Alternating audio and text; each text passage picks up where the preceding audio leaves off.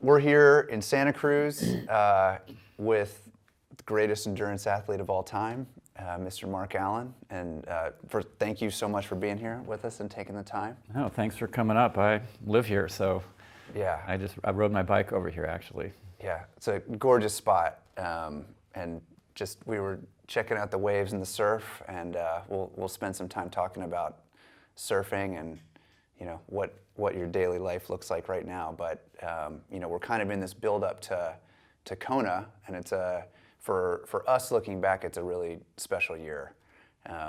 We every year sort of talk about themes going into Kona, and it just dawned on us that it's 89 to 19. This is 30 years after the Iron War, right? And how does that strike you? Did you think about that going into this year and the build-up? I mean, there's a lot of storytelling going on. When it occurred to me that this is 30 years since Dave Scott and I had our side-by-side battle, it's like, wow, it feels like about 10 or 12, and when the race happened, I don't think either of us had any idea what it was that was going on or what we had created or what, we were in this insulated bubble together during the race. And, afterwards it's like, well, we broke the record and we had this close battle, and then, a few years went by, and then some more years went by, and now 30 years went by. And in looking back, there's never been another race quite like that, and I don't know if there ever will. On many different levels, it showed people for the first time that you can actually race an Ironman. Before that, it was kind of like we would all go into it and with the feeling like, okay, I can win if I slow down the least. With the exception of Dave Scott, none of us really felt like we could race it, and that completely shifted the dynamic of the Ironman in Hawaii. This is a race. And then, the other thing that was just so unique is that there were years of build-up of putting Dave Scott and I in this position where we were both in the kind of shape to have, perhaps the greatest races of our career, both on the same day. And it's such a rare thing, to have two competitors that close, very different approaches, coming up with basically the same result, same time. And when that race was happening in that moment, did you have a sense of the impact or the eyeballs that were on that race or the attention that it was getting in the moment, in the lead up to it, or right after even? I had no idea what impact it would have. I wasn't even thinking about that. And going into the race, I actually, I'd been there 6 years and had 0 victories. Dave Scott had been there 6 years, many years, and he had 6 victories. And so, in a lot of ways, I was thinking, I don't know if this is going to be any different than any of the other years. I changed some things about my training. I changed the way that I was actually going to race it. But no, in the moment, it was just a race. It hadn't become Iron War in anybody's mind yet, and it wasn't a stake in the ground of legacy in the sport, But now looking back 30 years, it's like, wow, that was a pretty special thing that happened. Yeah, and I mean, from the outside, we've talked about this offline, off camera, but I've told you without that race, I don't know if the sport of triathlon or Ironman, becomes a thing in my mind or for me. But with that race, it was instantly something that I wanted to do that. I wanted to be Mark Allen. I wanted to wear the shades and race and sweat and go for it, And I know there were millions of other, kids and adults and people around the world who wanted to go, face down those demons and go race that race. So thank you. A ton of gratitude. And, and then beyond that, I think the passion, in your storytelling and the way that you talked about that race and in the way you've sort of given back and, approached it post 1989, I think has been, an incredible gift to the sport. And I think, just endurance athletes and people all over the world. Can you tell us a little bit about, let's back up and talk a little bit about you as an athlete and your mindset, pre-Kona in the build-up, maybe even starting way back. We've talked a little bit about swimming and sort of how you started in competitive sports, but maybe give people a little bit of background who don't know. In 1968, I was inspired by the Mexico City Olympics. It was the first Olympics that I had actually seen on television. And the thing that really just mesmerized me were the distance swimmers. I thought, how can they do that? How can they go back and forth, for 1,500 meters? And because I could barely swim one lap. And so I had this thing in my mind, like, how can you do that? And right after that, there was tryouts for a local swim team in Palo Alto, and my mom said, hey, why don't you just go and try? You were just enthralled by those swimmers. And so I went and tried out and could actually go 100 without stopping, and that led to being a competitive swimmer for 12 years. But I was outstandingly mediocre. I don't have the genetics for it. You got some pretty big paddles, though. Yeah, but they're connected to these stiff levers, Yeah. And so, but those 12 years, I think, really, they built a cardiovascular engine that then, when I started doing triathlons at age 24, I had the motor, and I'm put together better to bike and run. But the thing that was one of the real sticking points for me as a swimmer is that I didn't have the right mindset. It was like if somebody could get just a half a stroke ahead of me, I was done. It's like, oh, they're ahead, I can't come back, they're going to win, I'm going to get second or worse. And that's not the mindset of a champion, obviously. 2 years after college, I saw the Ironman on television. I was mesmerized by it. And again, this is another one of those, how can they do it moments? It was on ABC Wide World of Sports, and Jim McKay was talking about this 2.4 mile swim, 112 mile bike ride, a marathon. And I'm thinking, how many days is it going to take them to do this? And obviously he said they start at 7 and they got to finish by midnight, 17 hours later. And I thought, there's no way a human being can do that. But obviously they were doing it, seemingly ordinary people crossing that extraordinary finish line. And it was a very non-logical thing that's like, I have to go there and see if I can be one of those people. And so I trained for about 8 or 9 months. It was very easy to get into the Ironman back then. You sent in your check with a photo, headshot, filled out the form, and you were in. I think there was about 1,000 people in the race that year. It was in 1982. And that did eventually become something that built and built and built. And each year that I went back, I was seeing that I think I have what it takes to really put together a great race here and possibly be the champion.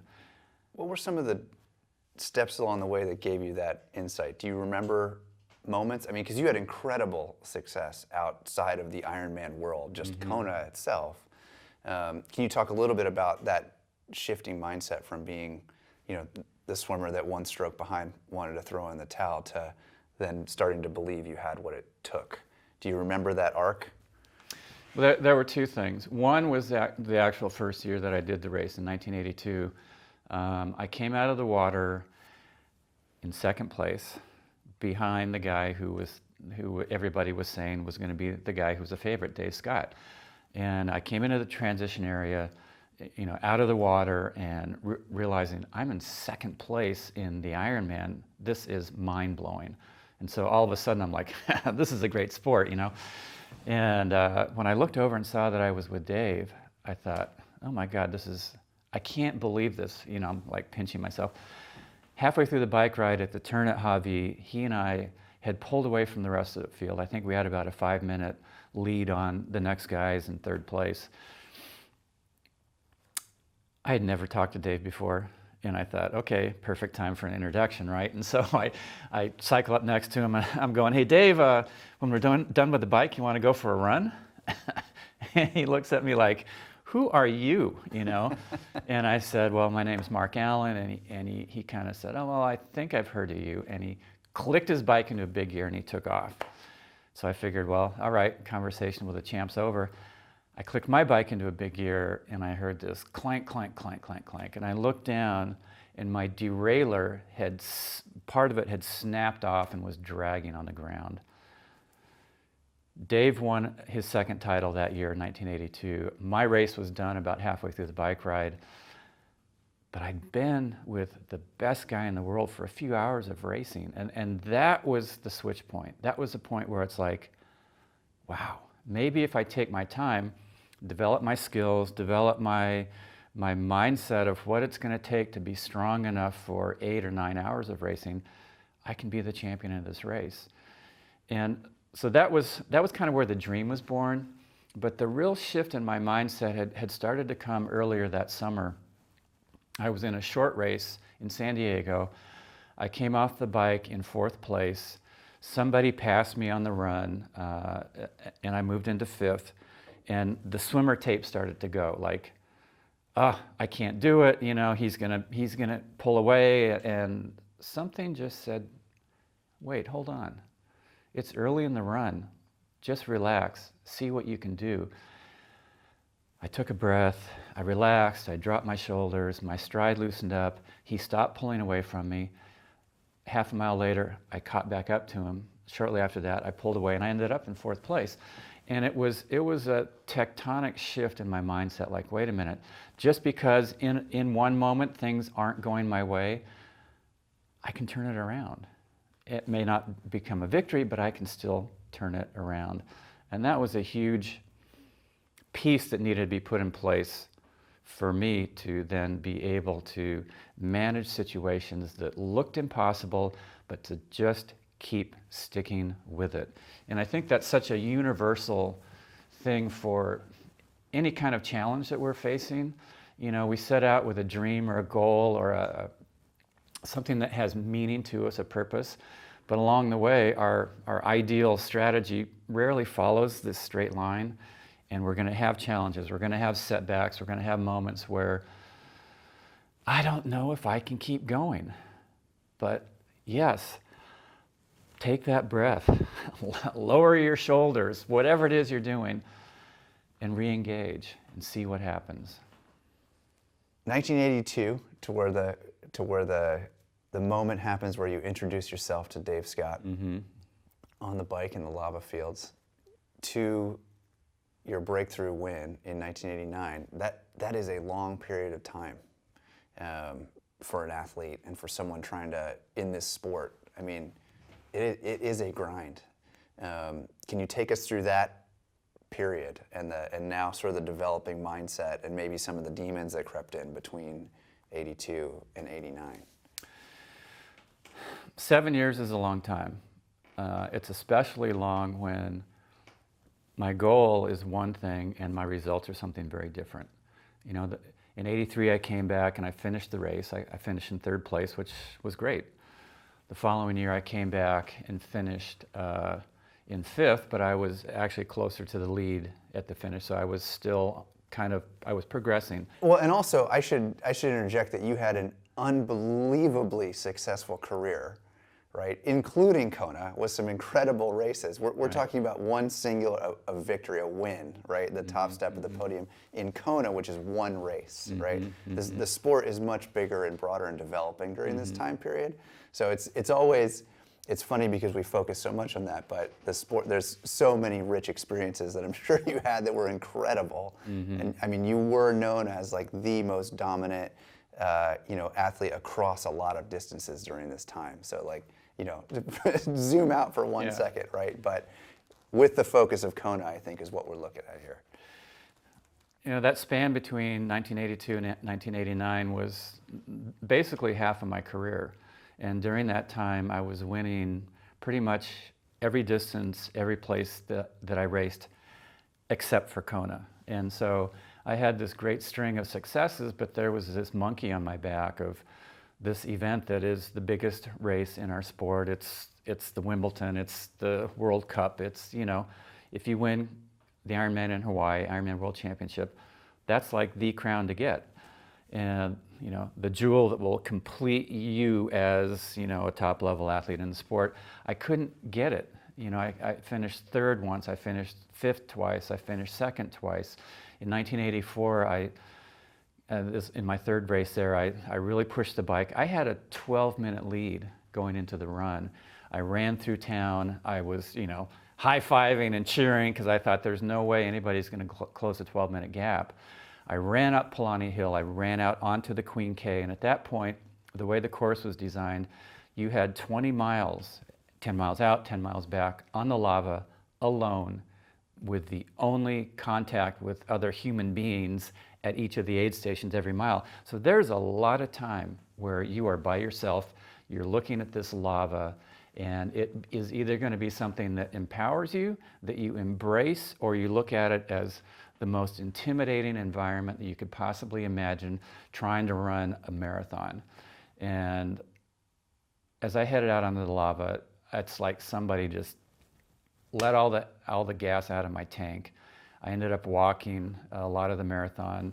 Dave Scott won. Similar scenario, 1987. I was more patient. I said, okay, hold back a little bit. I was actually with Dave Scott about halfway through the marathon. We were in the lead. I was feeling really good. I started to accelerate. He could not keep up. And so I'm thinking, okay, let's keep pushing it. 10 miles to go, I had a 5-minute lead. And I'm thinking, once again, there's no way anybody can close this gap on me because I feel so good. Well, Ironman doesn't necessarily have every moment be the same as the moment you were just in. And a couple miles later, I was walking once again. And when you walk the marathon, you're not going to win the race. No, nobody has won the Ironman walking on the marathon. Dave Scott passed me. I was able to complete it, finish it, but I couldn't figure out the formula. In 1988, I came back for what I was once again thinking, well, let me try it one more time. Six times now. And when you're coming back, do you feel like your approach is similar? Now looking back, the things that you see now, in the moment, did you feel like you were doing different or new things, or was it just keep knocking on the door and eventually it's going to open? My approach each year was trying to tweak things, to fine-tune it, because I thought, okay, look, I'm winning everywhere else, so I have good fitness. I can beat Dave Scott at every other race. So I don't think I need to make any dramatic changes, just fine-tune. Well, fine-tuning wasn't working. And in 1988, when I came back, I was mentally actually not that excited, because it's like, okay, I've won all the other races, I've had a great year, but I don't know if I can do it here. And so the night of the race, night before the race, Dave Scott pulled out. He had some injury issues, he wasn't able to run. And so all of a sudden, I heard the news and I'm like, oh my God. I looked at the start list, I had beaten everybody else who was in the race. I thought, this is my year, I'm gonna do it. Well, I got 3 flat tires. I had 2 spares. I changed the first 2 pretty quickly. The third one, I had to wait over 15 minutes for the support vehicle to finally get news that I was on the side of the road. I got a new wheel. Only half the gears worked with my gearing. I ended up in 5th place once again. At that point, I was so disheartened and so disillusioned, and I said, I am never coming back to this race. So at the end of 1988, after 6 attempts, I was done. I was not coming back to Ironman. There would be no Iron War in 1989. Not that anybody knew that was going to happen anyway. And so it was almost the greatest race ever run that never happened. Dave Scott actually was so motivated by his inability to race that year that it fired him up even more. He took that adversity and it just, he's like a steam engine without brakes once he gets going. It's very hard to stop him. I was done. I spent the fall feeling sorry for myself. I can't win. My friends are saying, don't go back. And in the winter, I sat down with myself and, each year I try to come up with the reason why I'm going to race. And sometimes it was about trying to win a race. I realized all the years leading up to 1989, I was having this focus of trying to win Ironman and to beat Dave Scott. And I thought, you know what? Winning's great. You know, setting a PR is great. Getting first place in your age group or doing something that you've never done before is great. But if it's in comparison to somebody else, if you don't match up to that person who might improve more than you, then does that make your whole year a waste of your time? And it's like finally another switch happened inside of me that said, you know, my racing has to be about my performance purely based on what I felt like I gave throughout the year, what I felt like I gave in the race. Was I able to hit each one of those moments where I wanted to quit or give up or slow down, and I got myself to regroup and to fully engage again and to give 100% of what I had to give. And if I can do that, that will make the whole journey worthwhile. You know, in the sport of triathlon, we have, everybody sets goals usually. And if your goal is in comparison to somebody else and you don't do it, you may have had the best year ever, but you're going to be disappointed. And so in 1989, I thought, you know what? I do need to go back to Kona, but I need to do it on different terms. And there were two different ways that I was going to go back. One, I was going to go back purely to just have my best race. I knew that walking the marathon was not my best race. I wanted to race it hard, but to race from start to finish. If Dave Scott won, great. But I want to be there kind of as in a partnership with all these other athletes, using them to help me elevate my race to the best performance I can have. I knew that I also needed to connect with the Big Island differently because it's a powerful place. It's immense, it's intense, there's heat, there's wind, there's humidity, and there's just this energy that you feel when you get off the plane in Kona. And Dave seemed to be able to just breathe in that energy, and all of a sudden he became bigger than life. You know, he had this aura that he didn't have at any other race, and I was the opposite. You know, I would get off of the plane and it felt like I was getting, you know, help me, Mr. Wizard, you know. And so all the years leading up to before 1989, I was trying to somehow get off that plane and get pumped up, and that's just not me. You know, that's not the way I race. Dave seems to race when he has this amazing self-confidence that is like, there is nothing that can stand in my way. And I'm so the opposite. All of my great races came when I was in all the other places, was just when I was quiet. You know, when I'm quiet, I feel this peace. And when I feel a peace, it takes away all of the stress of expectation, of what if I can't do it type of feeling. And I know that somehow I'm going to be able to deal with whatever comes up. I could never find that in Kona. I never had it in Kona. And I thought, I need to go back there, figure out a way to connect with the island, figure out a way to go there and just have my natural way of being be enough to have a great race. You know, if you want to kind of look at it in sort of different terms, Dave was fire and I'm water. You know, he's this blazing thing. I'm more like this subtle, slow, steady moving energy that can transform total landscapes and shape mountains, you know, but at the same time, you know, fire and water don't ever want to be each other. They can't, but they each have a strength. They can give life or they can take life. And harnessing that energy and that power, my natural way, I had to find a way to do that on Hawaii, on the Big Island, which is surrounded by water. You know, it's like, why didn't I think of this before? And so those became kind of my quests going into 1989. Did you have that perspective then? Did you find that then, or is this now perspective that you've gleaned throughout the 30 years since? The nuggets of this perspective were there in 1989. There's no way that I could have articulated it, and I didn't really quite understand all the elements of what it was that I was doing that were starting to shift and transform. But I knew in 1989 that I was making some fundamental changes to my approach, to what I felt was going to be important and what I wanted to get out of the race.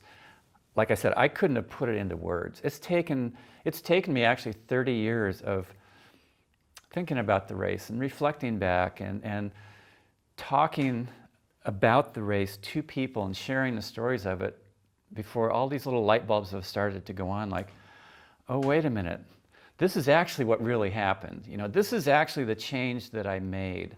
And these are the words that hopefully can help you connect with what I was going through and maybe connect with that part of yourself that has fallen short before and give you something that you can do to transform yourself so that you can be fulfilled in your endeavors, whether it's as an athlete in the sport, you know, so that you can use sport to be something more than just a finish time or a finish place or a medal or a t-shirt. That it can be a journey for your life to help transform you and change your inner character and build your inner strength so that no matter what you're doing, you get more out of it and you bring more into it. It's, I've tried to explain to people that when I try to do one hard thing a year at this point, right? I'm a new dad, you know, that we've got a team of people that you know, I've got a lot of responsibility with and for, and so, you know, I know that the time on the clock is not necessarily, that is not my job and not my focus, but it's the safest place to go through dark things out there for me, and I always learn something amazing out there, either for myself or, you know, with myself, or discover a new part of myself, or just a new tactic or strategy to get through and carry on. You know, and it's you know, if I'm walking the half marathon in a 70.3 and, you know, I make a new deal and I say I'm gonna make this, and I don't compromise with myself, right? It's like just those little moments in dark times in life become such incredibly valuable, you know, cookies to eat, and I think so many people benefit from that. You know, do you still find that, like, we'll talk about surfing in a bit, but are there specific lessons from that moment or that period that, I mean, you share it with a lot of people, but that resonate the most with you, that you still fall back on the most or are most valuable to you? Probably one of the biggest lessons that came out of that race. There's many, and we can get to some of them, but one of them, just very simple, is that, you know, if you're doing something that's challenging or something that's big, there's going to be challenges along the way. There's going to be moments where you don't know if you can take that next step. You're going to be questioning yourself, is this worth it? Should I be doing this, or should I just throw in the towel and take a different tangent, go in a different direction? What I learned from that race and in racing Ironman all those years was to just take a breath, regroup. Regrouping is not giving up. You know, sometimes we have to just step back, even if it's for 1 second, and go, okay, let me get perspective on this. Get your mind to be quiet. Stop trying to analyze and think and have this thing. You know, I had this thing in my mind that's like, when something went wrong in the race and it wasn't going the way I'd hope, it was so easy to slip back into that mindset that it's set in stone now that I can't succeed, or it's set in stone that this will be a disappointing day. It's just a moment. And it's just a test of your commitment to completing what you set out to do, and to give it what you can in whatever way is best at that time. And so you regroup and then relaunch, re-engage, think about form, think about the next step, relax. And whatever the endeavor is, of course, you know, what you relaunch into is going to be specific to that. Swimming, cycling, running, it's about sport and all that, but it's more about giving what you have. And on any given day, I try to do that with my training when I was competing, and even now in my work, some days go great, everything's smooth and strong, and I'm just churning stuff out. Other days, it feels like I can't get anything in gear. So I just keep asking myself, am I giving the best that I can today, with the situation as it is? Yes or no? It's pretty simple. And if the answer is no, I'm sitting here feeling sorry for myself, and everybody else is their life is going smooth and mine is completely rocky, which is completely not true, right? Okay, let me just chip away at this one thing, and then this next thing, and this next thing. And those are huge lessons. You know, greatness is not built in one moment. It might look like it, but it's built on this huge foundation of very mundane tasks that we do over and over and over. You know, if you're a parent, you don't raise a great kid by one day giving them love. You know, you raise a great kid by every single day giving them love, whether they're lovable or whether you just want to throw them out and give them to somebody else, right? And the same with athletics. You know, I win Ironman in 1989. It looks like this great one moment. It was built on 7 years of experience and thousands of miles of doing something very mundane: swimming, biking, and running. You know, I would start my training in January, kind of like everybody else, rededicate to the year and the season to come. One of those things I had to do was get good at swimming, right? Get fit at swimming. I'd throw myself in the pool right after the first of the year, swim up one side, 25 yards, swim back the other side. In about 35 seconds, I have seen the entire swim course I'm going to do 50,000 more times throughout the season. You know, so that can be looked at as very mundane, boring. How can you do that? Or it can be looked at as empowering. You know, every time I do a lap, back and forth, I'm adding to that foundation of fitness that eventually will hopefully get me in shape so that when I do get to Kona, I get out of the water where I need to be fresh enough. And the improvements don't happen every single day. You know, I would go through weeks and months where I'm swimming the same time, and then suddenly critical mass is reached. And I make a big jump in my pace per 100. And it's so much like that. I have to keep reminding myself of that in my work now, you know. Keep working. Nothing is changing. Then all of a sudden, something happens because of this foundation that I have been building. And those I think are really lessons for life. Awesome. We were just talking off camera, but you were saying that going into that race, you had to realize that that race was not about the numbers for you. From the very first year that I did Ironman, I could really feel there was this interaction between me and the island of Hawaii that was such an important element and aspect of the race. And it was something that I had to learn how to manage and deal with and embrace. You know, other places that I would go to and race, I didn't feel quite the same impact of the actual location on my race. But in Hawaii, it was so clear that I was competing against the other athletes. I was going to have to manage myself, and I was going to have to learn how to embrace that energy of the Big Island. And everybody who races there knows it, that there's something, and they know it's so unique. If the Ironman had been born anywhere else, you know, not to trash any place, but if it was born in Austin, Texas, or Glendale, California, where I was born, it would have never become what it is. Yeah. It would be some kind of sporting event maybe, and it would probably have 100 people in the race every year. It'd be like some weird ultra thing that nobody really wants to do. Yeah. But because of this, you know, the Big Island is like somebody's house. You know, it's like this big, grand, sacred house. And when you're invited to somebody's house, you know, you bring them a gift, right? You bring them an offering, like, thank you for inviting me, please accept this, I'm happy to be here, and I hope you can accept my presence. I didn't do that. You know, the first 6 years that I went there, I just went there and hoped that I wouldn't have to deal with myself, and that somehow I'd be insulated from this immensity and intensity that I felt from being in Hawaii. Forget it. I had to deal with myself. I had to deal with the island. In 1989, one of the last runs that I did before I went to Kona for the race, it was in San Diego. I had done all my real deep training in Boulder, Colorado. I come back to San Diego 10 days before I go to Kona, and then I'm in Kona for 10 days.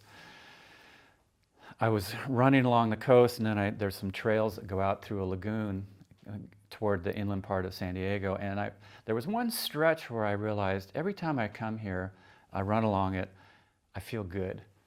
You know, I feel better on this little stretch than anywhere else that I run, and it's always consistent. And I thought, I need to be able to bring that feeling with me to Hawaii, to the Ironman, because every time I go to Kona, I feel completely the opposite of that. I don't feel good.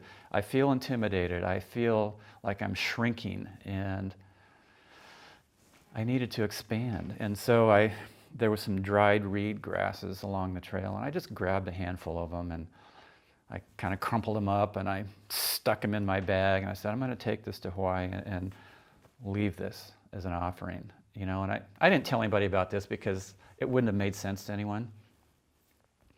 I got there, and I thought, where am I going to leave this? You know, I can't just be like, here you go. You know, it had to be done in a way that I felt was honoring. And so there's a little blue church right on the water, right in front of one of the surf breaks there, and on Ali'i Drive. And this church could probably fit, I don't know, 15 people. I mean, it's tiny, tiny, tiny. I don't go to church, but I thought, I'm trying to connect with something bigger. This is probably maybe a good place to do it. There was actually a heiau right next to it, a Hawaiian sacred spot that I really wanted to go and leave it, but I didn't know if I had the right to do that. And I felt like I've done things wrong enough years. I don't want to do another thing wrong. So I took my reed grasses and I went into the church. It was near sunset time, and there was nobody in there. You know, at that time you could just walk in and whatever. And there was like an altar at the very front of it with stuff that other people had left. And so I took my grasses and I put them up there, and I said, hey, Big Island, help it just be okay for me to come here as me. I'm no longer trying to come here as Dave Scott's double. You know, that doesn't work, and it doesn't honor me, and it doesn't honor you. I said, can I just be here as myself and have that be enough? And I sat down on one of the little benches and kind of closed my eyes, and it's like immediately it's like elders of the island were standing right in front of me in my mind's eye. You know how you see things like in a dream or in a daydream? You know, it's like it's there. You can see it. And one of them said, you can have what you've come here before, but it's going to take courage. And I thought, oh boy, I can get what I want. But I knew there was going to be a catch to that courage piece. And I would later find out in the race what that meant. In that moment when you were there and sort of the trip over to the island, can you just sort of take us to inside your mindset there? Did you feel a freedom? Did you feel a focus? Did you feel, you know, intensity going into that race in a new way? You know, you had a new approach. You know, people had told you not to go. You had sworn off the race. You know, but you had made a decision to go there as you. And I mean, talk about lessons. I mean, how incredible. But for you to sort of find yourself, and I think you just said to be okay to be me. I mean, maybe no bigger lesson than that, right? But take us into that, the actual trip over, what you were thinking about. I had this sort of Pavlov's dog response when I would fly into Kona and look down and see the Queen K Highway. Every one of the 6 years prior to 1989, you know, for those of you who haven't been there, when you fly into Kona, you from the mainland, you kind of come around the place between Maui and Big Island of Hawaii, and all of a sudden you're paralleling the coast, and you can look down and you can see the Queen K Highway on your left, and you can basically take in the entire course in almost one glance, and it looks massive. It looks like, how could I possibly even complete this thing? I've done training, but it's mind-blowing. And the Queen K looks like a tiny strip. It looks like a tiny little strip, but but at the same time, it's immense, and Yes. you can see Mauna Kea looking down on it, and you can see Mauna Loa out in the distance, this gigantic lump, which is actually the biggest single landmass on the planet. And my palms would sweat. I'd break out in this full body, look like I'd just taken a shower, right, in my clothes. In 1989, when I saw it, all of a sudden, I realized I'm not sweating. I'm looking down thinking, wow, that's a pretty cool place. And I saw beyond the intensity, beyond what I knew I would face, to the heart of the beauty of the island. And it felt like there was a peaceful chord that was just made right then and there when I had that feeling. And so when I got off the plane, I kept waiting for the stress and the intensity to hit me, and it's like I was kind of feeling relaxed. I wasn't worried about Dave Scott. I wasn't worried about the race. I knew that I'd put everything in place that I could before the race. Once the gun goes off, then you got to put a whole bunch of other things in place. You can't just rely on the fact that you did great training or maybe you got yourself in the right mental space, because when the race happens, then there's going to be a whole bunch of other things that you're going to have to deal with that you never thought you were going to. And so, but I knew that I didn't need to worry about that. All the other years, I was trying to figure out everything I needed to every second of the day that I was there, and it was like this pressure cooker that kept building. 89 was like this calm sense that kept running through everything that I was doing. Things went smoothly. I stayed in a different place than I'd ever had before. It was 6 miles south of the main part of town. I had always tried to stay close to the start to save time and all that. This year, I can't even remember why, I got a condo 6 miles away from everything. I walked into the condo, I looked out, it was the beauty. There's lava, there's the Pacific Ocean, it's calm, there's no other triathletes around here, and it was like my sanctuary. I didn't need to be pumped up. I needed to be calm, and this was my place. And so the whole time leading up to the race was very, very different than I'd ever experienced before. And I didn't know what that was going to translate into in the actual competition, but if nothing else, at least I had 10 days of peace instead of 10 days of just fretting and worrying and stressing and thinking, how am I going to do it, Do you feel like you were looking forward to race day at that point in a new way? Like you had to have nerves, right? You had to have some stress.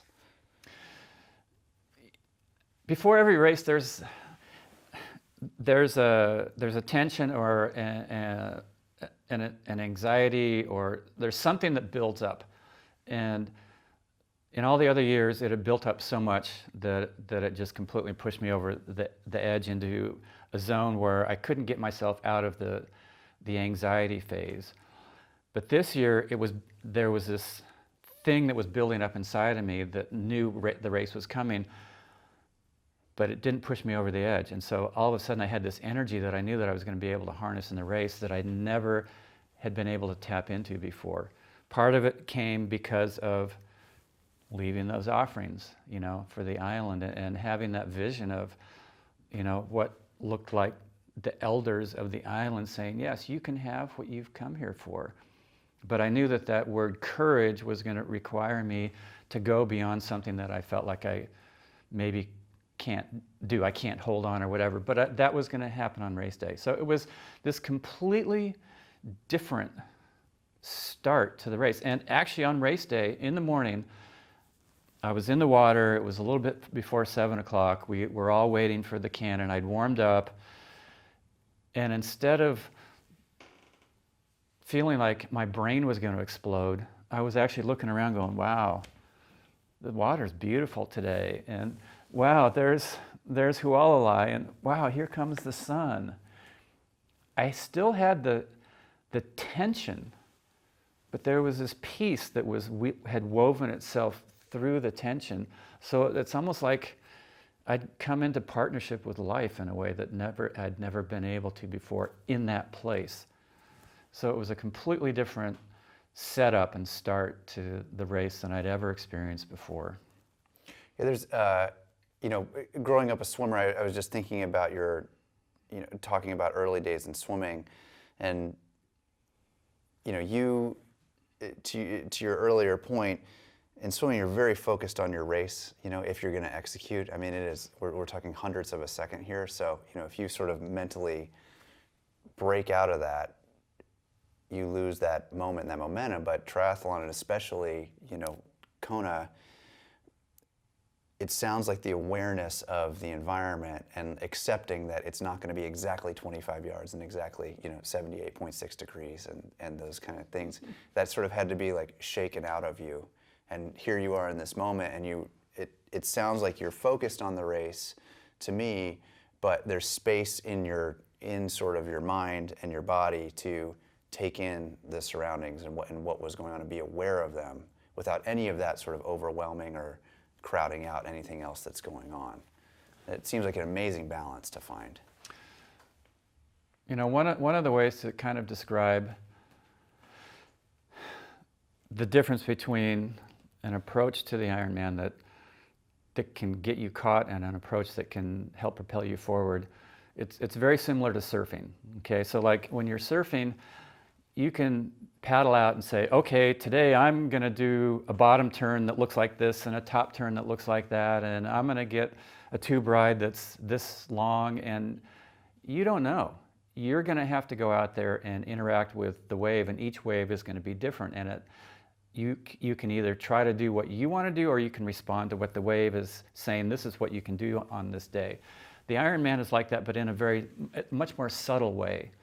You know, like I said, there's this energy of the island it's like it's waves that keep hitting you and moving you and coming at you from different directions. And so you for sure I always had an ideal strategy of how I wanted their day to go, but I was also willing to adapt and respond and hopefully kind of be in partnership with the challenges that the Ironman was, that the island, the race dynamic was going to throw at me. Because if you have your ideal and that's the only way you know how to race, or the only way you're willing to race, forget it. It's going to you're going to be chopped up into a million pieces out there on the race course.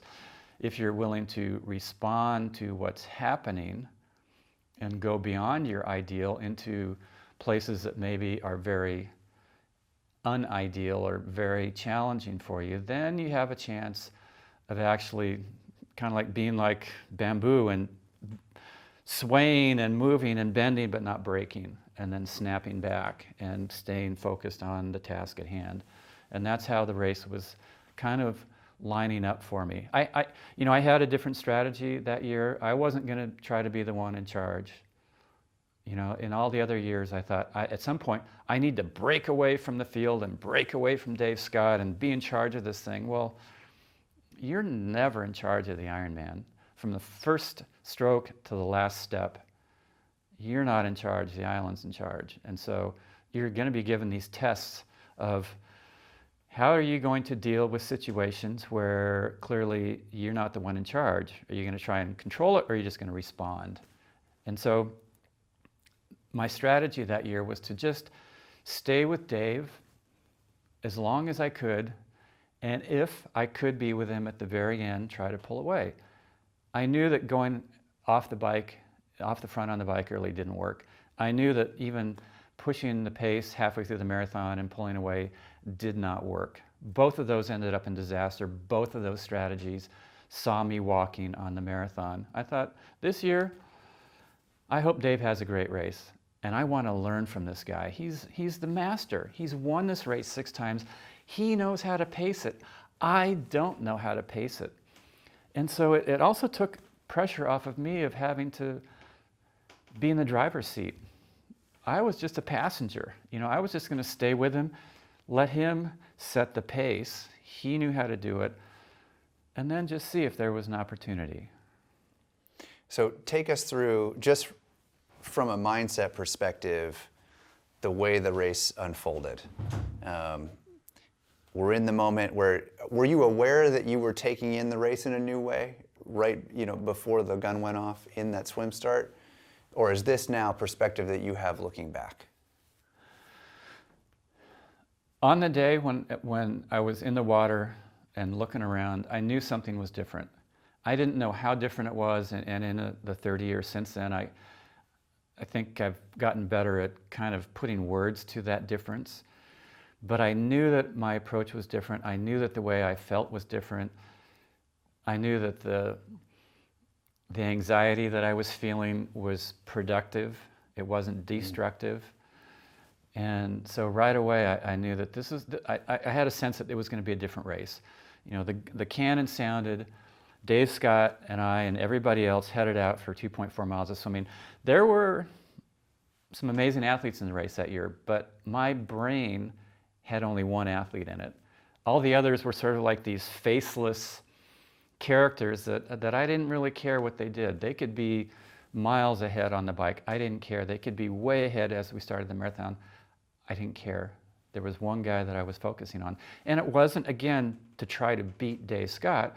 It was to try to finally bring out the best race I could have. And that was such a completely different focus than trying to beat someone. It's like we were in cooperation together. He was the greatest of all time back then. I was using that as a learning tool, to bring out my best race. So we stayed together on the swim. I stayed on his feet the entire way.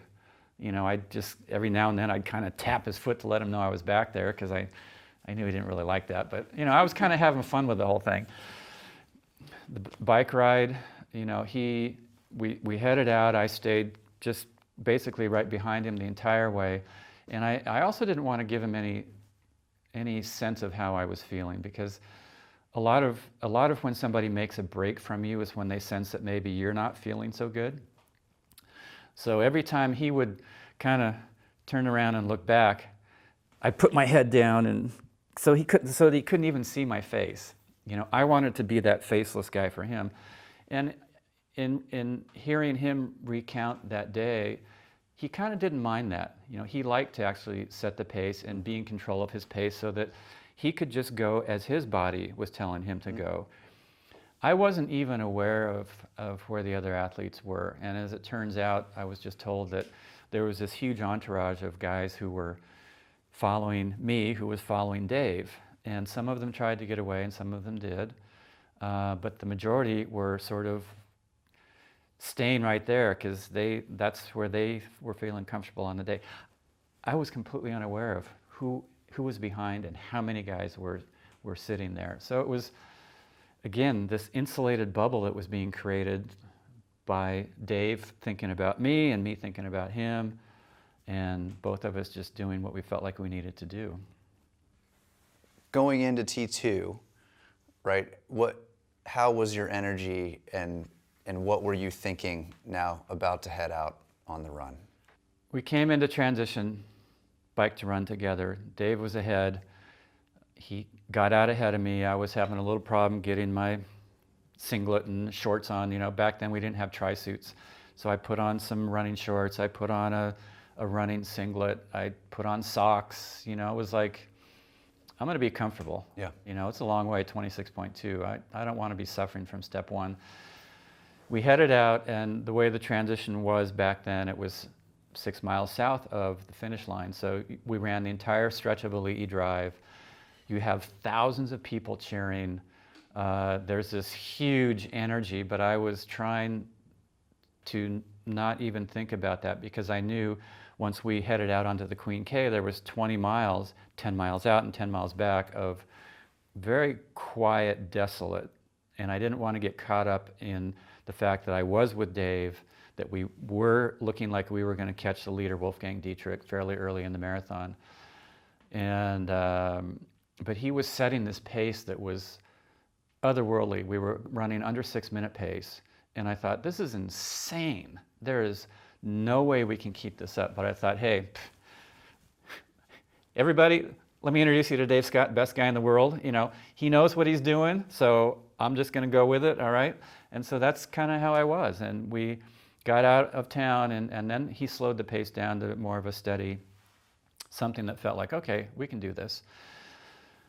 We were in the lead, mile after mile, after mile, after mile, after mile, after mile, side by side, on the Queen K Highway, which is a big road. We were bumping into each other because neither of us wanted to give an inch or a second to the other one. The pace felt like, this is pretty comfortable, until we started to get near the turnaround, and Dave started to slowly build on the pace, and he kept building.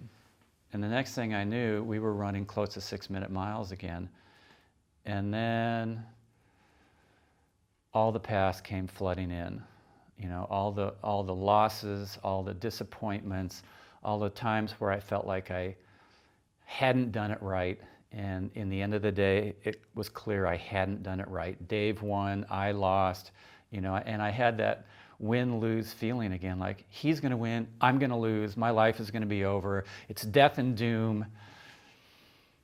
You know, it's so hard to change those really deep emotional disappointments. When things get really pressurized and you're pushed to the limit, it's hard to stay positive. It's hard to stay in a place where your mind doesn't sabotage you with all the negative thoughts. It's hard to just stay within your own strength. It's so easy to get pulled into feeling like it is impossible, this will be disappointing, I just can't do it. And that's where I sunk into.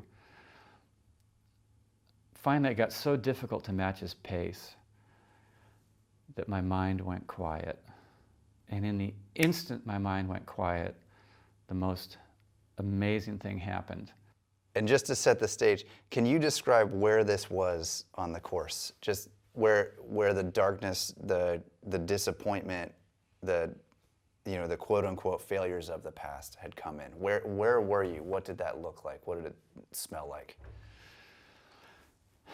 That moment of sinking down into the disappointments and having it just completely engulf me happened about halfway out to the turnaround from the time we got onto the Queen K. So we'd run about 5 miles.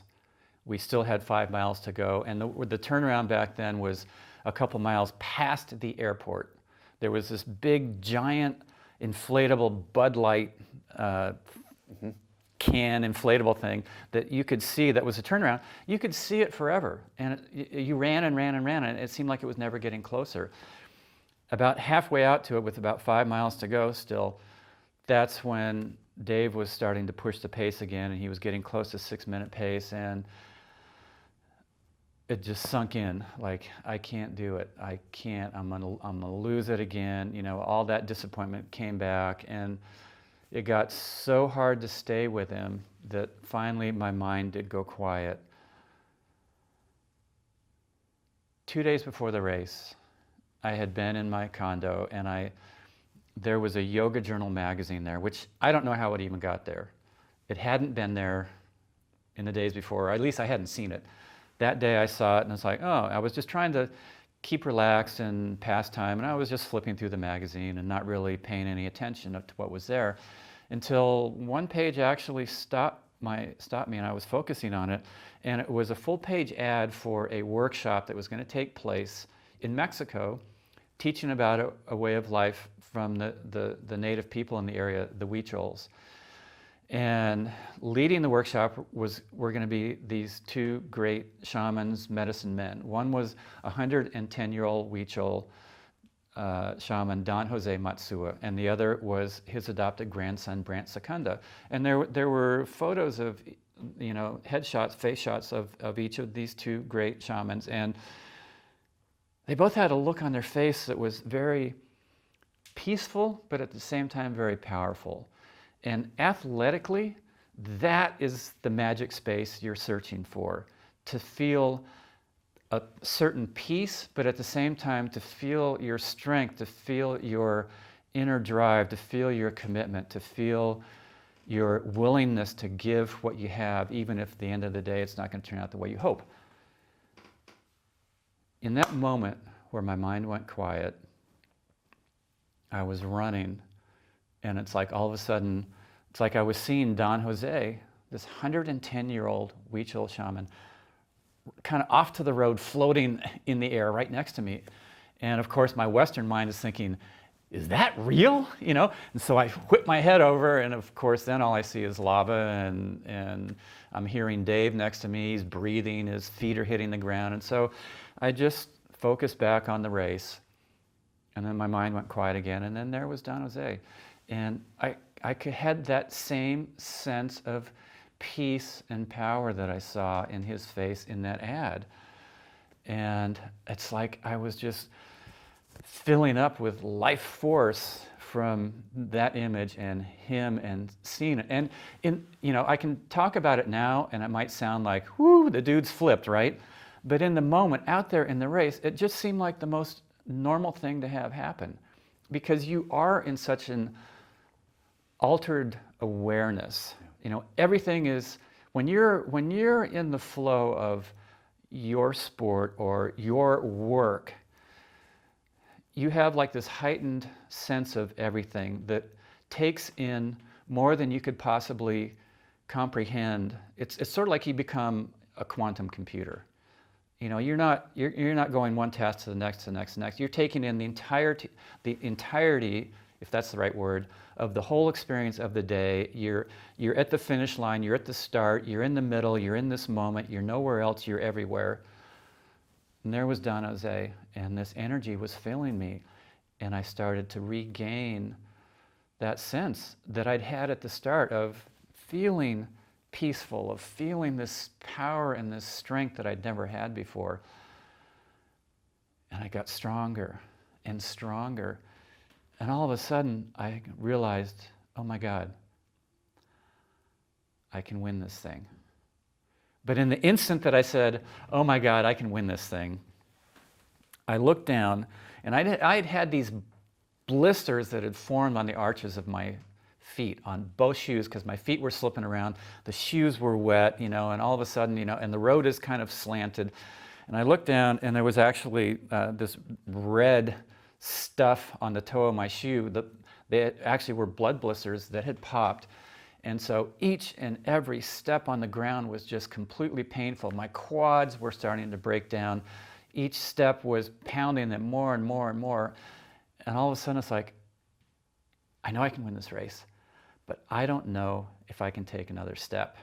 And so I was having this ridiculous battle with myself. I know I can win, but I don't know if I can take another step. I know I can win, but I don't know if I can keep going. And then that whole vision in the blue church came back. I was told it's going to take courage. And I realized this is it. This is the moment. I have to have the courage to keep going, the next step, the next one, the next one, and the next one, no matter what. Just because I can win doesn't mean I'm going to do it. I have to take it all the way. What signals were you getting from your body at this time, right? Your quads. Describe for people what this feels like in Hawaii, in Kona, in incredible heat and humidity. There's no relief from it. You're at mile 20 of the marathon at this point. After you've ridden 112 miles, swam 2.4 against the best in the world, do you feel like you're overheating? Is your head pounding? What are you aware of in your body at the time? Like, what is making you want to stop? Blood blisters and the quads are screaming, unusually screaming, but what are the other signals that you're getting? So let me see if I can describe the pain element of the race at that point. When we hit the turnaround, 10 miles to go, everything was sort of breaking down. Like I said, I had blood blisters, my quads were killing me. And I always tell people, if you're sitting on the couch and I dropped you into my body at that turnaround point, the shock of the pain that I was experiencing probably would have killed you. But you're kind of like the frog in the boiling water, that's heating up, it's heating up, it's heating up. You don't notice the difference one moment to the next. All of a sudden, you realize it's so intense that you don't know if you can even handle it. And so then it keeps going, it keeps getting more intense. the pain, the heat of the day, trying to keep yourself in it. And finally it gets to a point where it just becomes noise. Like somebody's yelling at you, you can understand what they're saying. All of a sudden there's more people yelling at you, and you can kind of understand what everybody's saying. Eventually there's this massive crowd yelling at you, and you can't make out any one of the individual voices anymore. It's just noise. And that's the way it is with the pain. And that's actually the point of freedom, because it just becomes noise. And you can't identify any one aspect of it. Everything is telling you stop, but it's just noise. And so then it's like I made this another flip. It's like all of a sudden I was just free, because I knew that it was impossible to keep going, but I had the energy, so I was just going to keep going anyway. And then I was just back in that quiet place, and I was back racing next to Dave Scott, and I could sense what he was feeling. I could tell when he was weak, I could tell when he was strong, but I knew there was absolutely nothing that I could do that was going to intimidate him to make him give up.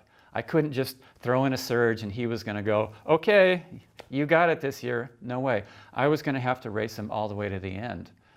And it started to become apparent that I felt stronger on the uphills. He was stronger on the downhills. As you approach town, there's a point where there's a long uphill, and then the downhill on Palani, and then you do the finish. And so that was probably going to be a place where both of us were going to try and make some kind of a move. I didn't know if I could last or hang on until then, with 10 miles to go, but I thought, okay, I think that's where it's going to happen. And the pace was unbelievable for Dave at this point. Are you tracking? It is not about the numbers for you going into this race, right? But you had to be aware at some point of how fast you guys were running. When we were running through town, we got splits from somebody, and they said you were running 5:50, 5:55, something like that. There was one other point out on the Queen K where somebody yelled out that we were around 6:05, something, 6 or 6:05. After the turnaround, I didn't get any word on what our pace was. And, I had a watch. Yeah. And so I kept trying to, look when we go through 1 aid station, and then a mile later look and see what the pace was. That's too logical. Yeah. Your brain is completely out of the logical mode at that point. There's no way I could figure that out. So it was just with Dave, and again, this was a race that a year earlier I wasn't even going to be there. And all of a sudden, here I am with Dave Scott later in the race than I'd ever been before, still not knowing if I could hang on. I had a sense that I could, but I just didn't know. And I wouldn't call the feeling lonely, but we were by ourselves. And there was this huge entourage of cars and camera vans and some people on bicycles and mopeds following. And so there was this drone and this hum of motors, but everybody was dead silent because nobody else knew what was going to happen either. When was Mark going to start walking like he always does? Or maybe this year he's not going to walk. I don't know. And so there was this intensity that was building and building and building. But I just didn't know. It's like just keep going one step, another step, another step. And instead of feeling like I was fading, like I said, from that moment where I had saw that image or vision of Don Jose, I was getting stronger and stronger and stronger. And it was a surprise because I'd never had that before. I was having the race that I had searched for. In the moment, I didn't know it, but looking back, I can see this was the race that I had been searching for. And did you feel like were you aware in that moment that was taking courage, that was that moment that you knew was going to come at this point? Like, was that word courage, was that inside your mind at that time?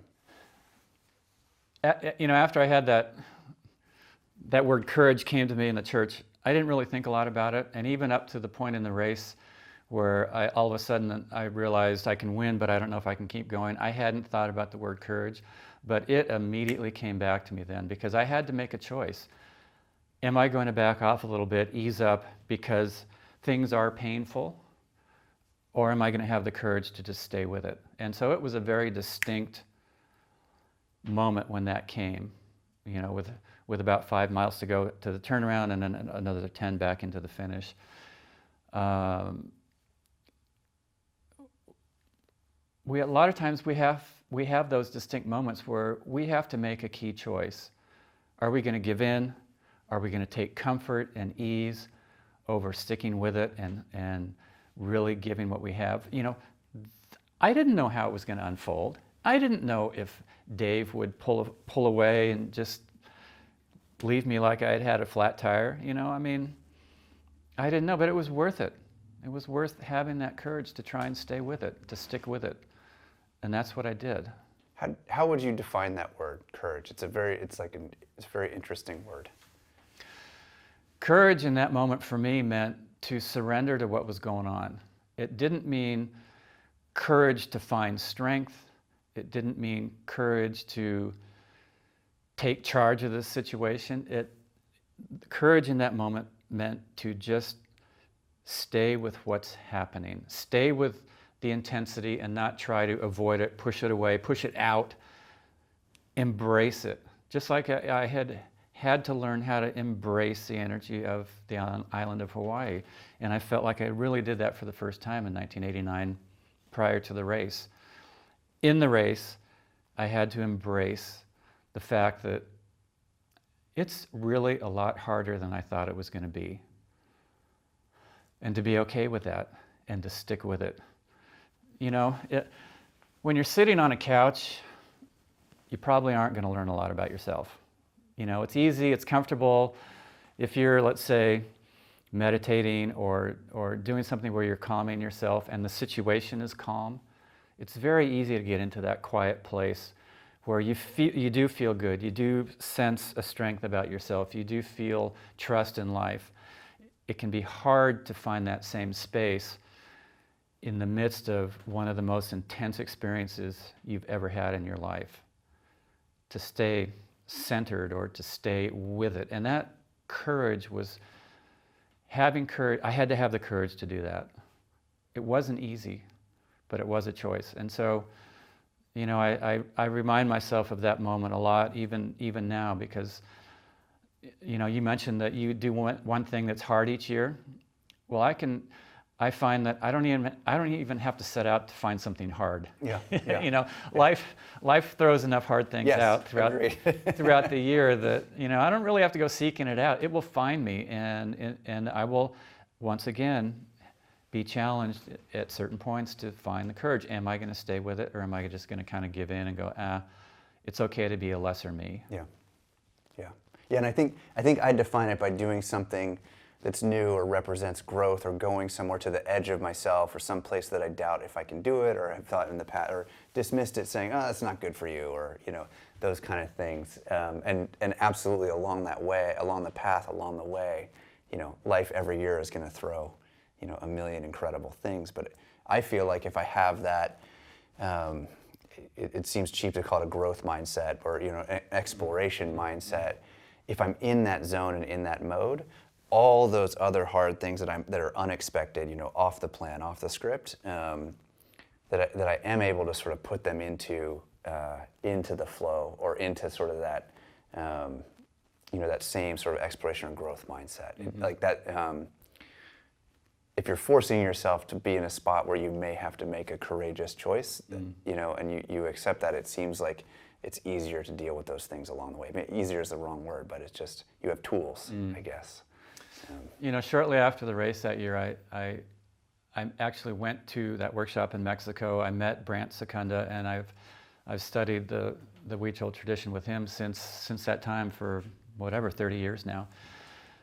And one of the things that Brant emphasizes is that it's important to try and learn something each and every day. And that's really, there's so many simple things that he's imparted through the Huichol tradition over the years that have really helped me to to stay on track with life is the best way to describe it, but to really think, okay, let me learn something today.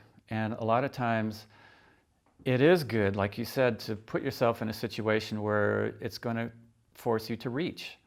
Because when we reach, then we do find something new about ourselves. We find a lesson from life that we wouldn't have had we just said, forget it, it's too hard, it's too difficult, I don't have the time. You know, he said, when you stop learning, you die. And so every day I try to just learn something. And that's also, I think, a lot of what has driven me over these last 30 years to keep thinking about the races that I did and keep thinking about the key races in Kona and what was it that happened? Because in the moment, you'll never know what's going on. You know, it's only after a race is done that you can look back and and figure out, was it a good race, a bad race? What can I learn from that race? Yeah, it is incredible that all these things aligned, but we talked, I can't remember if we were on camera, but it's amazing how articulate you are about these things and how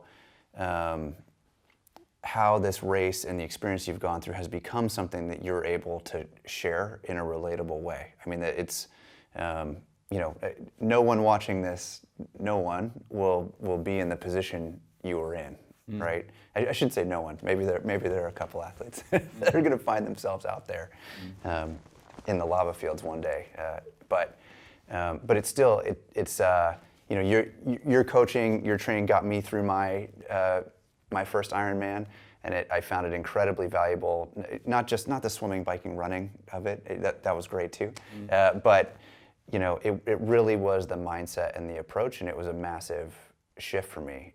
You know, so I think a huge part of this for us looking back is, you know, I really want to help amplify those messages and get them out there to as many people as we possibly can. And it's incredible that you've taken that approach too. I feel like you want to share as much of this experience as possible.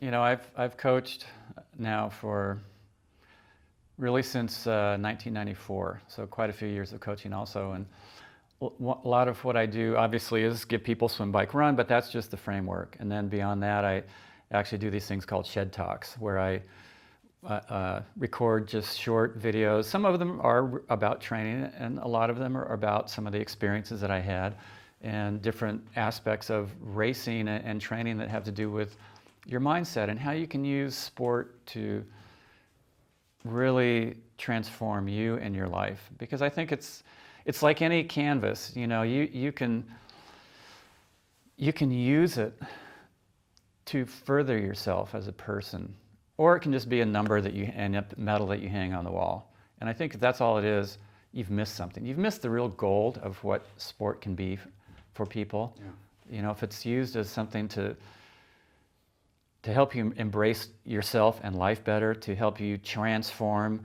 negative qualities that you might have, you know, or transform fear or anger or jealousy. These are things that Brant talks about a lot. Change those into something that empowers you instead of weakens you.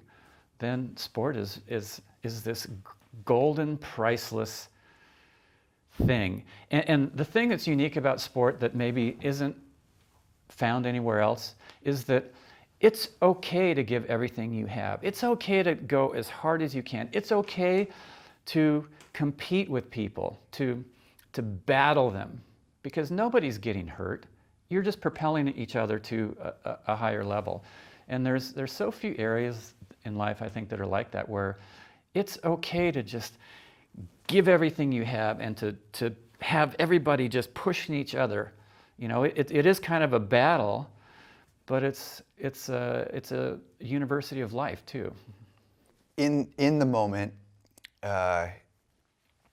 you're now closer to the finish line than you've ever been, step for step with Dave.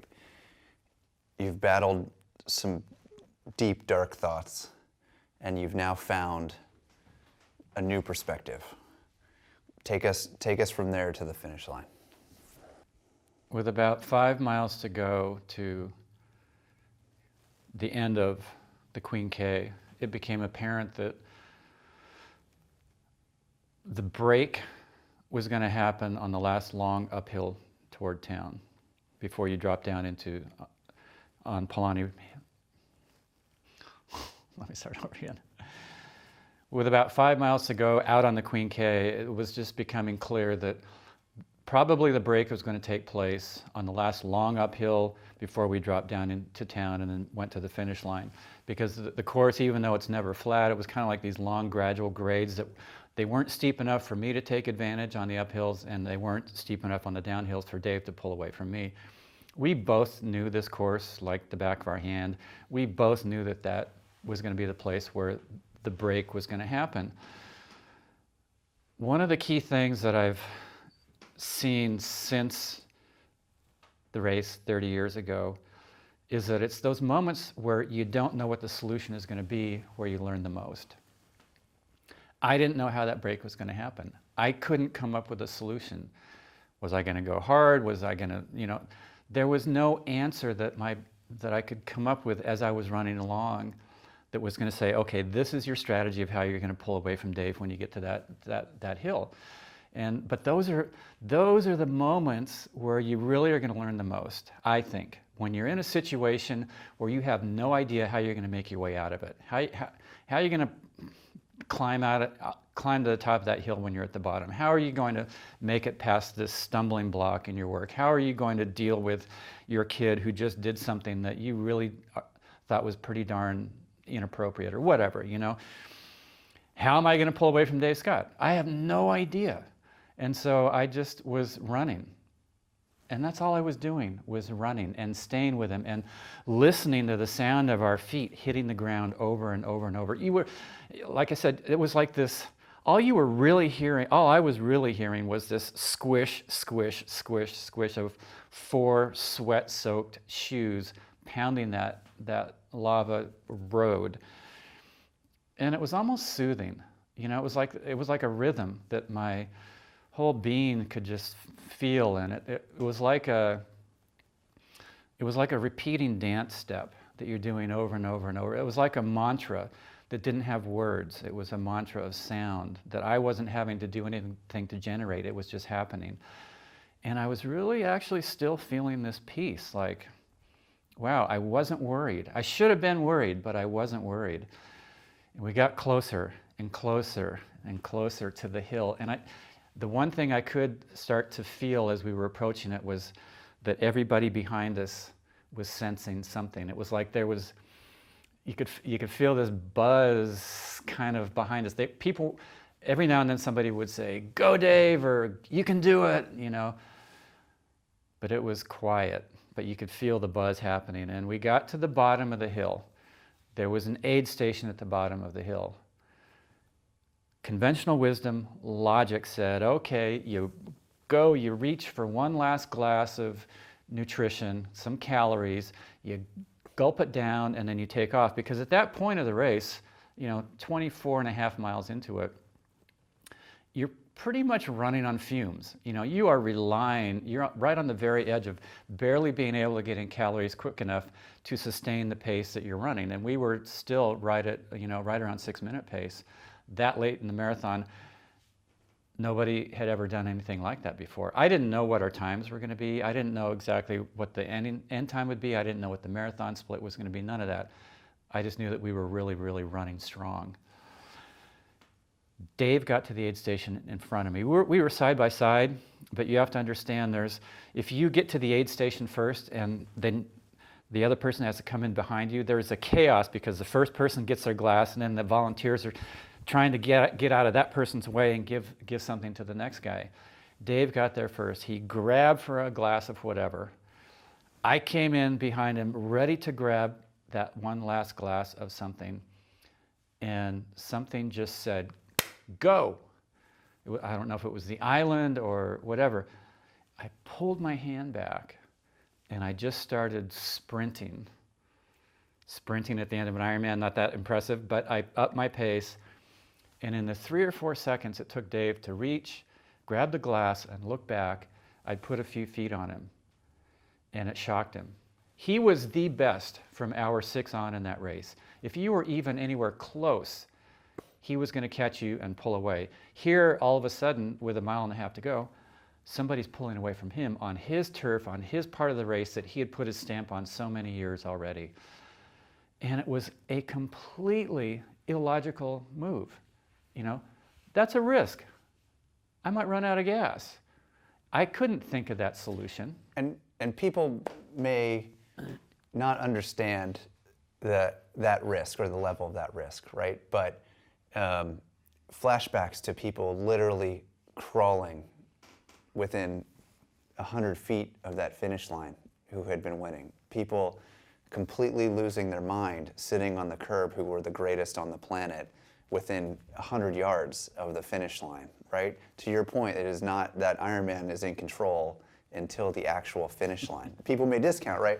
Mile and a half, you don't need an extra, cup and shrimp. But we have seen over and over. You had seen over and over. You had experienced it over and over, right? I mean, that is a massive, massive, massive risk, real risk to take at that point. But it just happened. That wasn't calculated for you. It just happened. Yeah, like I said, there was no logic to it. There was no way I could have come up with that solution. It was like the island was saying, go. And, all of the epic fall downs and crawl to the finish, they don't happen at mile 10 or 16 or 18 or 20. They happen with about a half a mile to go to the finish or a mile to go to the finish, within sight of the finish line. And so this was a huge risk. A mile and a half, as you said, sounds like, oh, you've already gone 24 and a half, it's going to be no big deal. You're right on that edge. And so to not have one last little sip of something, but I just went with it. I knew it's like and I took off. I started to put time on him. I went as hard as I could on that long last upgrade that was actually, it's kind of steep, it's a challenge. I got to the top. I didn't look back because I knew I had to get to the bottom on the other side of that before Dave. He had been catching you on downhills. He had been faster on downhills. Yeah. We stayed together, but he was clearly the stronger of the two of us on downhills. He's an incredible downhill runner. And so I went as hard as I could up. I went as hard as I could down without causing quads to cramp or fall down or anything. Which also, hard to describe to people who haven't been there. One wrong step at that point, cramp here, it's a cascade of events, right? I mean, this is something I've experienced. I literally, in my first half Ironman, one cramp led to 3 cramps, led to me sitting in a gutter on the side of the road, for 20 minutes trying to just be able to stand up from that one wrong misstep. Yeah, one area if one area cramps, then it can trigger like your whole leg to cramp, and then you cannot move. It's not like you can overcome it with your mind. It just locks up. And so I was going as fast as I could, trying to be as light on my feet as I could as I went that downhill. I got to the bottom. I looked back, and I couldn't see Dave. And for just a split second, I stopped and I just said, yes, because I knew then there was nothing that could happen. My energy was strong enough, my body felt good enough, and I knew that there was no way anything bad was going to happen between there and the finish line. And so as I ran, you take a left-hand turn, you make a short right, and then you're back on Ali'i Drive, and there's that stretch on Ali'i where just literally it feels like the whole world is there cheering.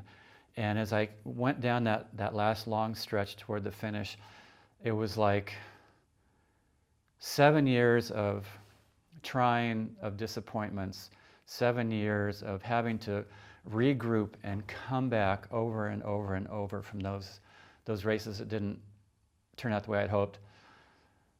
A day where even though I was going to win, there were so many moments where I just wasn't sure if I could stick with it. I'd been able to make it through them all. I'd finally connected with the island. I felt like I was now home and I could celebrate. And I felt like I was celebrating not only for myself, but for everybody else who had been there and witnessed so many of my meltdowns. And I was doing it for the people who had cheered for me all those years, and for what hopefully would inspire other people to take up something that maybe they thought was completely impossible, but was calling them to do it anyway.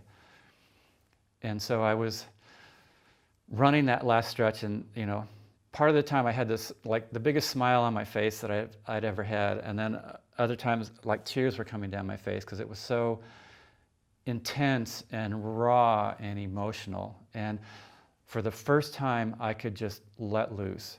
The whole day at Ironman, you're having to keep your emotions in check, because the second you get overcome with your emotions, then you're at the sway of the moment.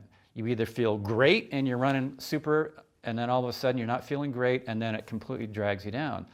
And so you're having to stay in this midpoint where you're not overly excited, but you're not letting yourself get trapped by a negative thought.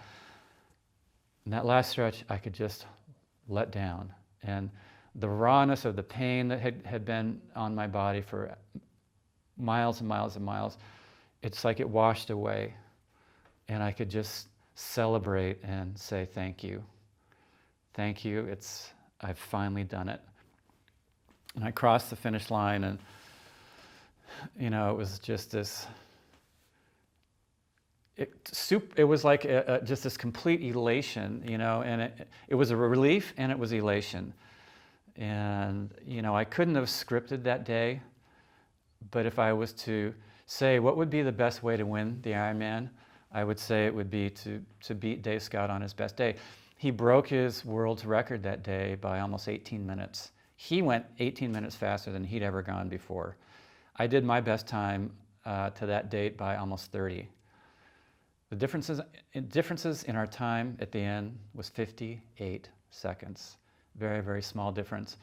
My marathon split that day was officially 2 hours, 40 minutes, and 4 seconds. And that's a marathon standard that lasted 27 years. And kind of still stands, including T2. Yeah, I won't go there with that.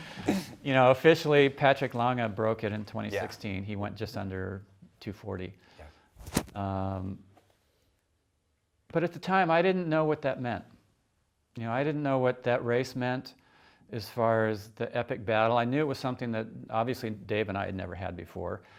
30 years later, I can see that there may never be another race like that. There may never be a matchup that has been built up for 7 years to the point where the two of us had this amazing day together. Third place was 23 minutes behind us, over 3 miles back. It's like we were in our own universe. We were the UFO out there. We were this unidentified flying object doing something that nobody had ever done before at a speed that nobody had ever done before, racing till the last step of the marathon, something that nobody had ever done before. And it's, I can see now that it's really become a cornerstone of inspiration for a lot of athletes. Like, wow, that really was pretty cool. Let me try that. It wasn't me winning and Dave getting second place. It was the two of us doing something together that neither of us could have done on our own, setting a standard that really elevated the whole sport and showed that this is not some crazy fringe thing. This is a true race.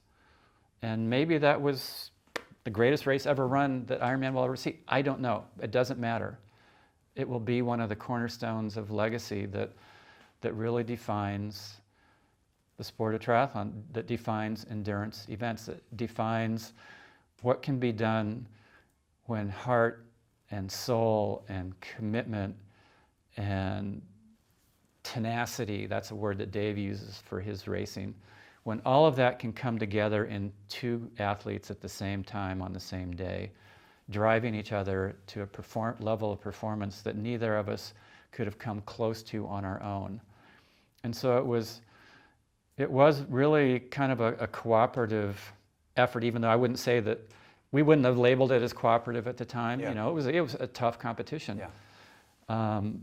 But it was something that was put together by the two of us on a day that has stood the test of history.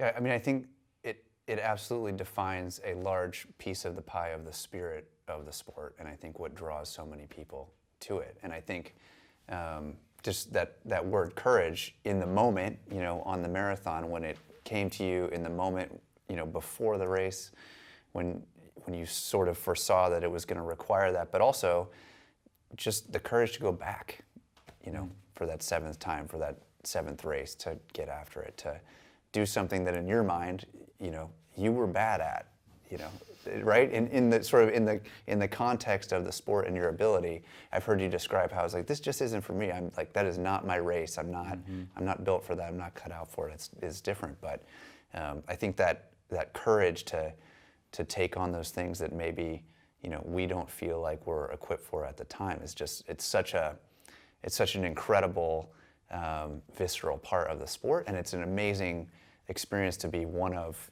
2,000 people on the starting line, knowing that everyone on that start line is going to have to face something like that day, right? It's one of the most beautiful things about that sport, and I think really on that day it took on there was a new chapter written in the book in the book of Ironman for sure, and I was a 10, 11-year-old kid at the time. But just the way that race was presented and talked about and what you saw on TV, which by the way was not great, right? The TV coverage was good at the time, and then it captured it, but it missed some really important moments of that race just from being in it. But it's still something jumped off the TV screen, off the tube, at the time, that even for a 10-year-old kid just grabbed my imagination and attention, and made you realize that there was something out there. There was a quest, there was something bigger and greater. You knew it was a great challenge. It sounded crazy at the time. So I know there are a ton of people, a huge tribe of people out there that just could not thank you and Dave and the island and everyone that came before to set that race up enough. One of the things that I think does make the Ironman so amazing is that, like you said, everybody out there is going to have to face something. They're going to have to face themselves. And so you have this very focused energy that's taking place with a couple thousand athletes. It's not like the numbers in a marathon, a big, one of the top marathons in the world, but the energy is so strong and intense. And I think it sets up something really positive that can be inspiring for a lot of people who see it. And like you said, the television coverage back then was not at the same standard that we see today. It did the job. It was great. But it did the job, and I think a lot of it is because of the energy of what was going on. And it's like you had Dave and I, and like I said, we're very different people. His preparation was different than mine. He trained almost completely on his own. I trained almost always with other people. He was very numbers and analytical oriented. He knew that if he set certain standards in his training, that he was going to perform on race day. I had this way of looking at my training like, if I feel good, I think I can do it.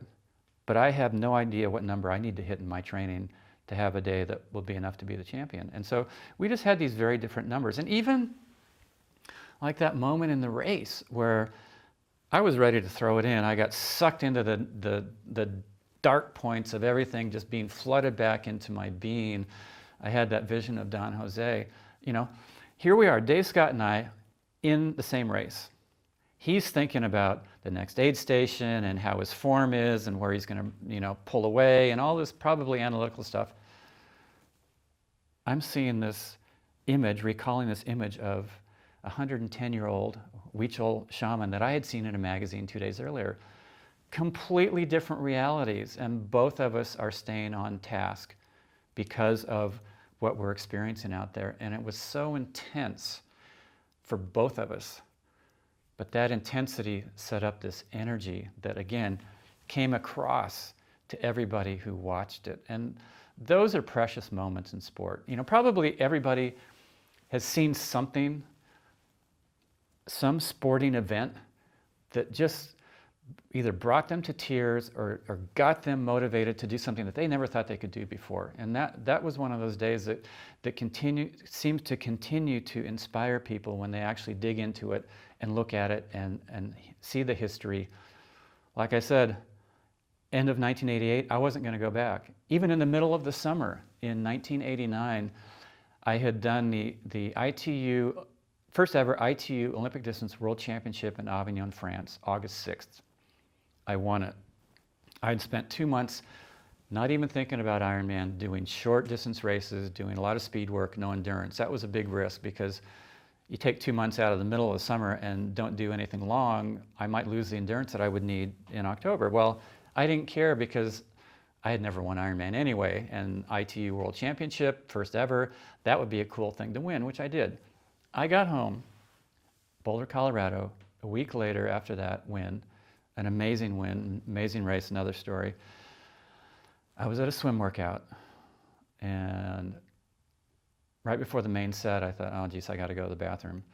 So I hopped out of the pool, and I went into the locker room, and I was standing there, and the next thing I know, I smashed my head on the toilet thing. I had passed out, smashed my head, and right as I'm ready to come in contact, I kind of came to. I crumpled down on the floor, and I'm like, I don't know what I've done to myself, but it's not a normal thing to pass out when you're standing there ready to go to the bathroom. I thought, I'm done.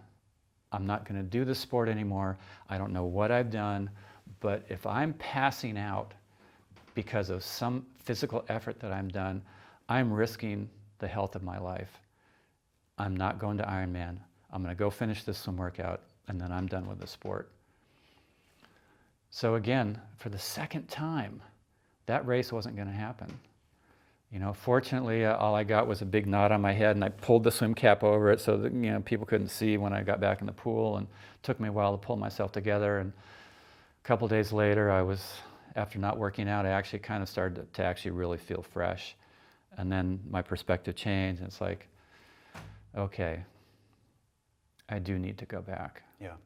But again, people think, if they looked at the footage of that race, it looked like both Dave and I had everything in control from start to finish. People don't know that there were 2 points where I wasn't even going to go to the race, where there was all these challenges, where in the race I was ready to give up, where everything hurt so much that I didn't know if I could keep going. It just looked like ba-boom, ba-boom, ba-boom, ba-boom. I always tell people I'm a real good actor. But that's the beauty of it, because then people can see what they think they saw, and then I can talk about it, and it can give it a completely different perspective. And like, wow, this is the human stuff that I, as a fan or a viewer or somebody who watched it, can use it in my own life. And that's pretty cool. Yeah. Yeah. No, it's amazing. I mean, sorry for the, too much fanboy praise, but I know myself and everybody out there really considers you a Jedi, in not only in the sport, but helping other people, helping me apply the lessons that I learned in the sport, and finding ways to find value and to find fulfillment in the endeavor, right? And I think that's so important. I think we joke a lot, sort of in the bubble of triathlon, about getting lost in the numbers and becoming real tri-dorks, and having it feel selfish. But I think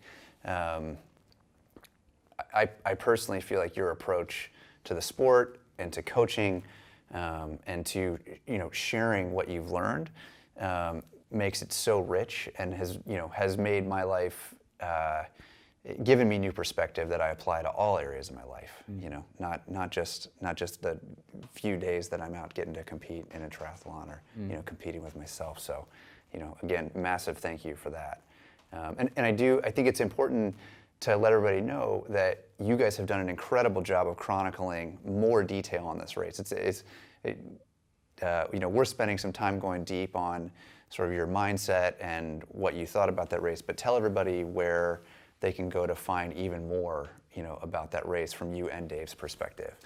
Yeah, since this is the 30th anniversary of our race, my longtime friend and business partner in my coaching, Scott Zagarino, said, he's been involved in pretty much every aspect of the sport, from selling Ironman title sponsors to starting a triathlon team years ago. Anyway, we've been working together now 5 years, and he came to me early this year and he said, you know what, It's the 30-year anniversary. I know both you and Dave, and I know that there's a lot that neither of you have told about what it took to actually get to that start line in 1989.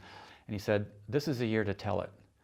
And he said, what you two, his concept was for each of us to tell how that year went and the choices we had to make, the decisions we had to make, the challenges we had that maybe probably neither of us have ever talked about before publicly. And he said, we'll put it together in 10 stories, and then we'll post them once a week leading into Kona, and just add some perspective to what it really took for you guys to get there.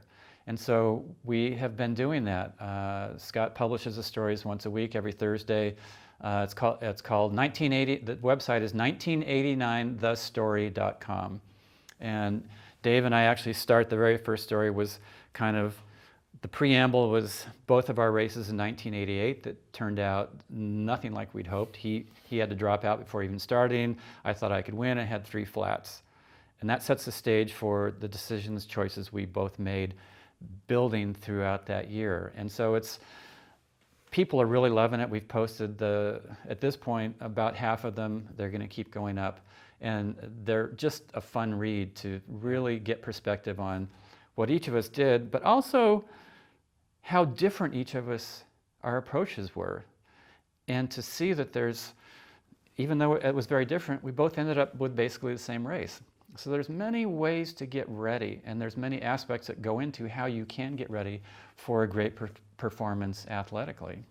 So the website is up, and it's going to continue to roll out. People should absolutely go dive deep on this race. I mean, it's going to bring so much new nuance and insight and texture to, to looking at the race now and looking back on what it was then. It's so cool that you guys have put that together. Yeah, 1989thestory.com. And I have to thank Scott, because I wouldn't have thought of collaborating with Dave on something. Initially, when he said it's the 30th anniversary, I was thinking, oh, well, let me write a bunch of blogs. Yeah. And so I started thinking about what I was going to write, and then he came back and he goes, I think it would be better and have more impact if the two of you collaborated. He said, first of all, you both have great stories to tell. Second of all, it's very, very rare when great rivals join together to share their story. Mm-hmm.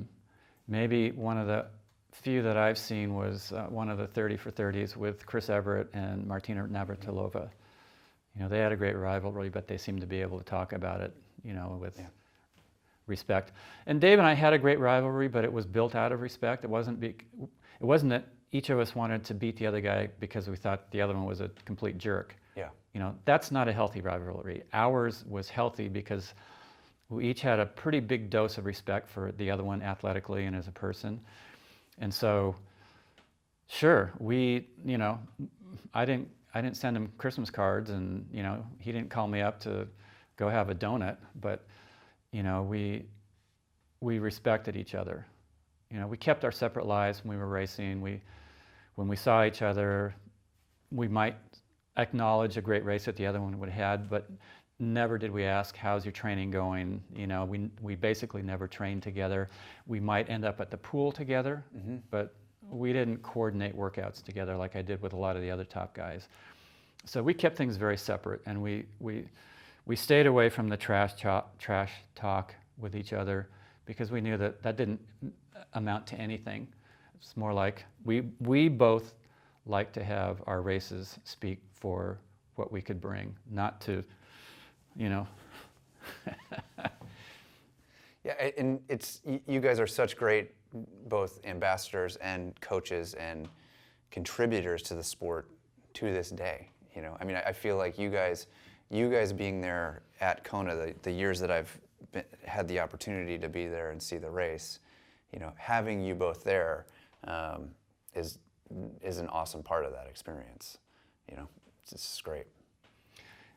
I think we've both gone back pretty much every year since 1989, and now we do some ambassador work with IRONMAN. We have helped them with IRONMAN University coaching program as some of their ambassador coaches, their legend coaches, and So yeah, we do a lot of work kind of together. We also have our separate businesses that we do, and our areas are much different, our strengths in that area also, outside of triathlon. You have quite a schedule over the last several weeks and leading into Kona. I mean, you are you're doing public speaking, you're speaking at corporate events, you're sharing this story and these lessons in lots of different contexts. Tell people about that, and how did that start? How has that evolved?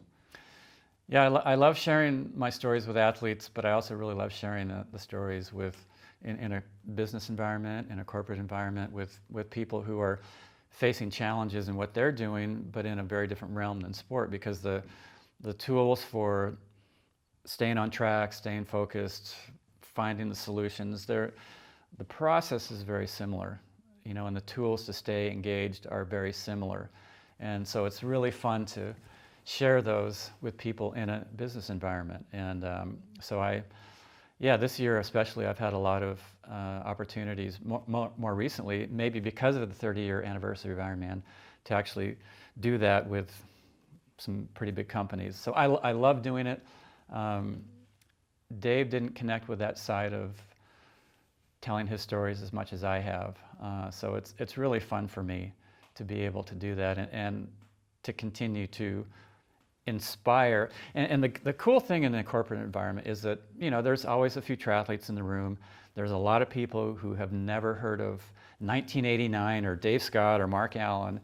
And so when it's over and I've made a connection with them on levels that hit an emotional chord with them, it's really cool, because it brings us all into a common ground of we're all just people, and we all have to face challenge. We all have things that inspire us. How do we blend that inspiration with our efforts to create something that's fulfilling for ourselves and has meaning and purpose in life? And that's kind of what triathlon was for me. It was something that I had this inspiration. I was called to do it. I gave it everything I had. I've tried to learn as much from it as I can, and then to share that. Tell us a little bit more about the evolution of your coaching, and maybe let people know your approach to working with athletes, from kind of first-time athletes to people that are trying to change something or make a breakthrough. The foundations of how you approach that, and maybe what people can get, but also what you've learned through that process. The very first year that I coached was in 1994. I had one athlete who contacted me. He lived in Chicago, and he said, "Would you coach me?" And at that year, I didn't race Ironman. It was one year that I took a break before coming back for my final one in '95. And I thought, all right, let me coach you. And so back then it was Excel spreadsheets and zero high-tech anything, and the only sort of measuring tool that I used was a heart rate monitor to help him track his workouts and levels of intensity and all that. And so, like anything, it started with a very simple, low-level experience. Nobody starts out and is an Ironman champion from the start. You got to start out, okay, let me learn how to swim, bike, and run. Let me do a short race. Let me do a medium distance race. Let me do a longer race. Let me do an Ironman. And it was like that with my coaching. One guy turned into 10, turned into 15, turned into 20, and all of a sudden I couldn't manage the workload of it. And so right about the point where the whole .com bust happened around 2001, I launched an online coaching service that had software that generated training plans based on how my brain would put something together if I was doing it by hand. And actually, it was actually better than me doing it by hand, because sometimes by hand in the beginning when I would lay something out, I was doing it partly by what I knew was right and partly by what I thought the athlete would want. It's like, if I'm going to coach, I have to give them what I think is right, and then we can maybe modify it if need be. And so anyway, people said, "You're crazy, you're launching online coaching." Back then nobody did anything online, and it was at the .com bust. So we made money the first year, and it's just built ever since then. I've had several iterations of my company. The most recent one, it's on a platform called Final Surge, and it's super interactive.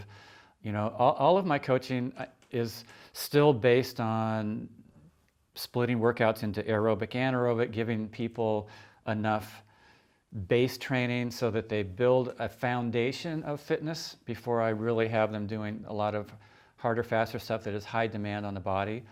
My whole goal in racing was to exit the sport healthy and uninjured, which I did. And that's also my goal in coaching, is to give people the tools so that they get fit, that they accomplish their goals, but that they stay healthy and uninjured. You know, any coach can get somebody super fit really quickly. Can you get somebody fit year after year after year without burning them out, without causing injury because you're having them do too much hard stuff because you're not taking into account their entire lifestyle, which may be 60 hours a week at work and 3 kids, and they're getting up at 3 in the morning to fit in a swim or a run or whatever.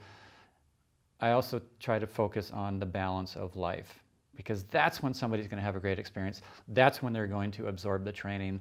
That's when they're going to have the races that they hope for in a way that's sustainable. And sport, in my opinion, should be something that's sustainable, that maybe you don't want to race next year, but if you wanted to, you could. It shouldn't be, I can't race next year because I've burned myself out because I'm injured.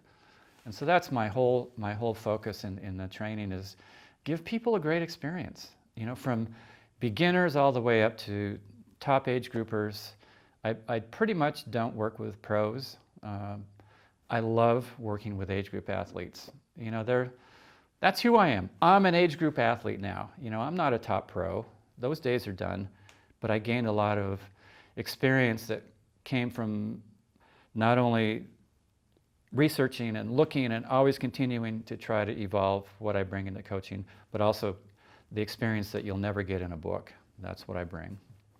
And I feel like there are a lot of things that are coming into vogue now, right, in health, wellness, sport, that for a really long time you had uncovered for your own performance, you know, decades ago, right? I mean, you were somebody, you were eating different, you were training different, you were sleeping different. You know, can you just sort of talk a little bit about some of the things that you think worked for you, that now, you know, studies are here, right? People are figuring out that these things are important.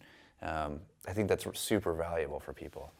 When I first started racing, it was when the Pritikin diet was really popular. And so every athlete was eating high carb, low fat, maybe minimal amount of protein. Research back then was saying endurance athletes don't need any more protein than somebody who sits on the couch. And my intuitive sense, after trying all of this for like a day, it's like, my body is asking for something completely different. My body is not asking for a huge amount of carbohydrates. It's asking for a ton of protein, and avocados are a definite go. Olive oil is a definite go for me. And so I was just going by what I felt, because that's actually how I had to go with my training also. There were no coaches in the 80s. There was nobody that knew how to train swimming, cycling, and running and put that into one sport better than we did as athletes.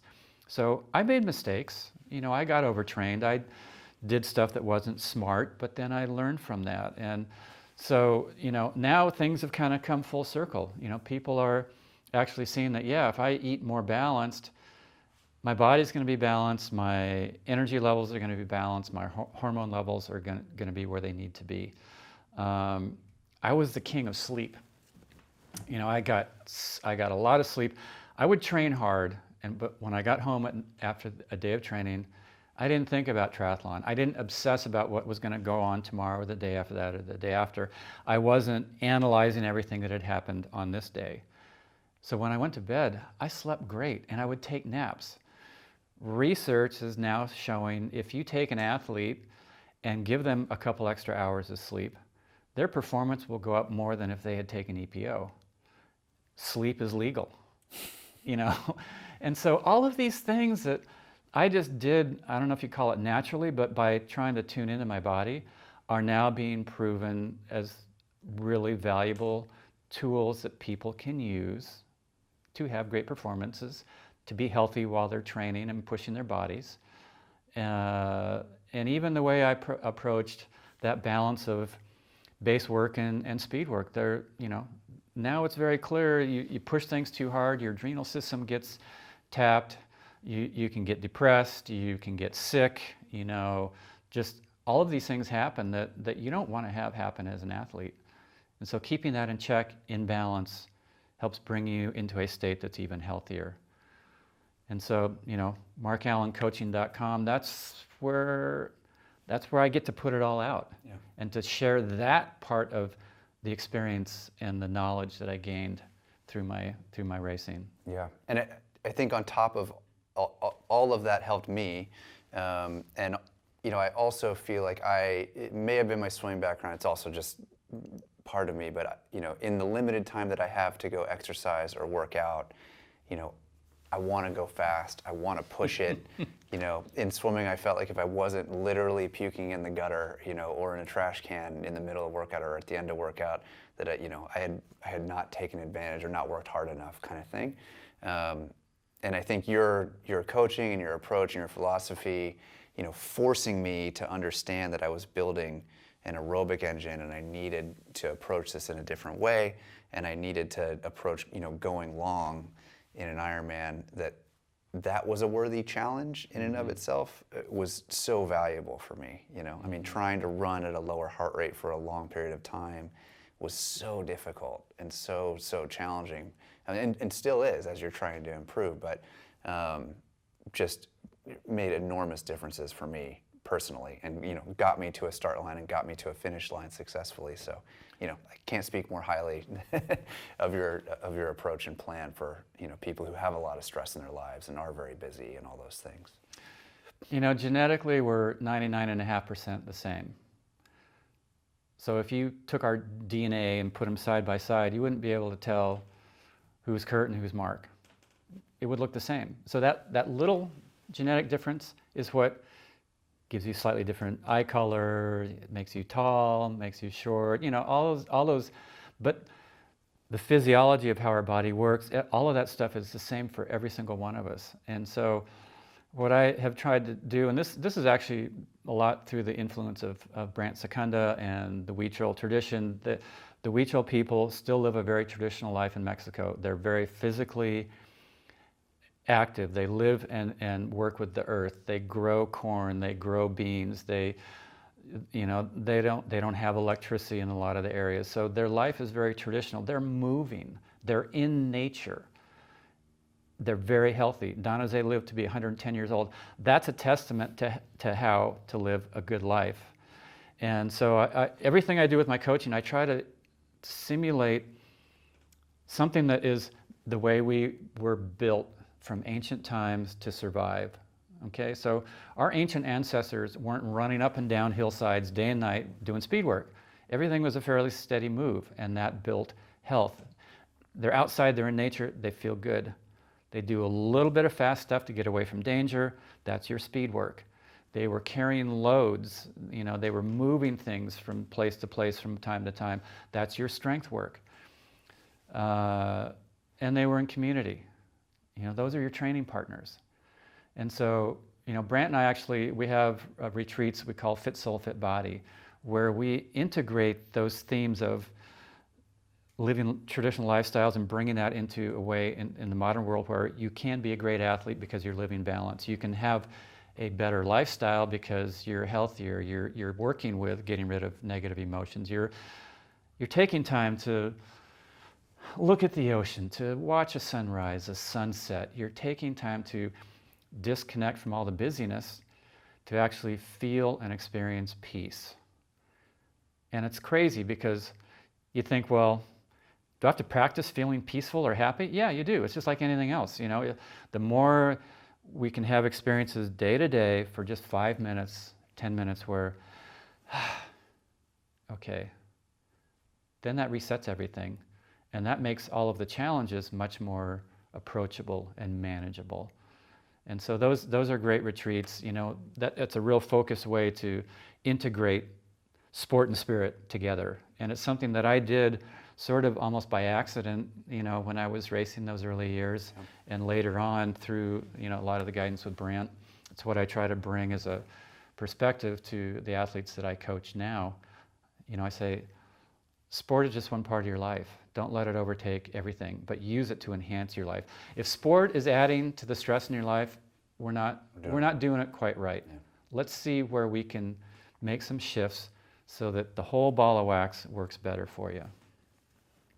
Yeah, it's awesome. And I think, I've told you this before, I think without your race, without you and Dave going at it that year, without your coaching and you sharing all that stuff, ROKA doesn't exist as it is today.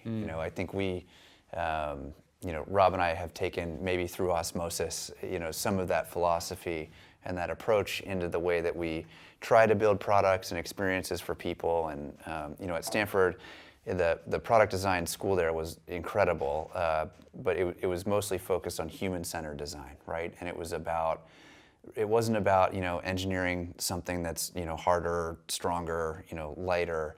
Those were tools and they were important, but, it was really about being observational and listening and watching and learning and taking those insights and connecting deeply with people and the experiences they were having and trying to solve real problems, and trying to look for, signals or experiences out there that you could bring to creating something new. And so, we really try to take that approach to anything new that we do, but really ultimately at the end of the day, we want the product that we make or the experience that we're building to disappear and to give you some form of confidence, right? So it's like when we built the first wetsuit, we wanted people to not feel like they were wearing a wetsuit. We wanted to enhance that experience, We wanted you to feel powerful and peaceful, naked, if you will. And that's really rippled out. So there's so much resonance between your coaching and I think the way that we try to approach building products and experiences and bringing people into the sport. So again, thank you for that. And hopefully I know that the people who are going to find this through through any ROKA channels will find a lot of value in that. So can't recommend what Mark puts out there enough. So shifting gears now. In the 30 years since, we'll have to have a follow-up, about the incredible set of races and series of races and challenges you had after '89 at some point. But we also connected talking about surfing in Santa Cruz in this place. We're sitting incredibly overlooking this cliff where I actually was taught how to surf by an incredible swim coach that I had a long time ago when I was at Stanford. But surfing has become really important to you. I think as a new metaphor, a new place for you to learn and experience and translate some of those things. Can you tell people a little bit about your practice of surfing and just being here in Santa Cruz? Yeah, I actually learned how to surf just a block from here, a place called The Hook. Back in 1995, I was 17, and a friend of mine that I played water polo with surfed, and one day he said, "Hey, would you want to go over to Santa Cruz? I got a longboard and we'll go surf, and you can try it out." And I didn't tell him, but I had grown up just loving the concept of surfing. I love the ocean. They had Surfer magazine would show up once a month in the library at my school, and I would go and I would read it and see these guys on these waves, and it just looked amazing. And I couldn't imagine. It was another calling. I've had a number of things in my life that have been callings that I had no idea why it was calling me. One was IRONMAN for sure, and surfing was another. And so we came here, and I learned how to surf, and I just loved it. And since I am not competing anymore, I'm kind of free to do whatever sport I want to stay active and healthy. And so I actually live 2 blocks from one of the main breaks here in Santa Cruz, and I surf almost every day. If there's waves, I'll surf for sure. That's my go-to. And a couple of the things I love about it is that it wraps so much of what's great about sport in it. First of all, it's great cardio workout. Second of all, I'm moving in every direction, so it's kind of my yoga in the water without even trying. It's time with a community of guys that I've gotten to know over the years. It's great to see them when they're out and we chat and goof around, and it's just like nothing heavy, And then it's time in nature where I'm just with the ocean, and the ocean is in charge. When you're out there, you're not the one in charge. You're just responding. Every day you're having to tune into the language of the ocean and figure out how it's breaking. No 2 days are the same. If you're running or you're cycling, even a little bit swimming, everything can kind of become repetitive, right? You're always moving in the same way, the same pattern. Surfing, there's no two waves that are the same. So your mind is always having to respond to something slightly different. And I think it actually helps keep me mentally alert as well. Like I can go out in the morning kind of feeling like, oh, and literally from the first paddle stroke, I tell people it's all 25 on the inside. All the pains go away, all the stress goes away, and I'm just absorbed in this experience of surfing. I love it. And it's I've talked to Tommy Zaferis, also grew up here in Santa Cruz, and he was talking about how philosophy and triathlon for him was so similar to him growing up skating and surfing here. And when he first was saying it, I literally could not put the three things together in my mind. And he described it to me as that there was just this really slow, deliberate, natural progression, that he was just stacking sort of one skill or one experience or one new thing onto the other. And triathlon and endurance and those things, his experience in the sport, he really took a lot from that experience and applied it to triathlon. And you've kind of come the other direction, which is really cool. Can you talk a little bit about your approach? Because you sort of described it to me in a methodical is the wrong word, but again, I would use the word progression that you had, and you really approached it with a lot of respect and took your time with it, and probably took a lot of lessons from 89 and from the Big Island into the water here. Yeah, my evolution in surfing it's sort of the opposite of Tommy's, in that I learned a lot of lessons in triathlon that all of a sudden I realized I can apply those to surfing. First of all, it's connecting with the ocean. Triathlon, I had to connect with the island of Hawaii. Second of all, I looked at a lot of the guys over the years that I've been here, for over 20 now, and very few of them actually progressed. They're kind of surfing the same way they did 20 years ago, and the light bulb went on for me when I made that realization. It's like, okay, in triathlon, each year I was working to slowly build my ability capacity to perform better at the races. In surfing, I've just been surfing.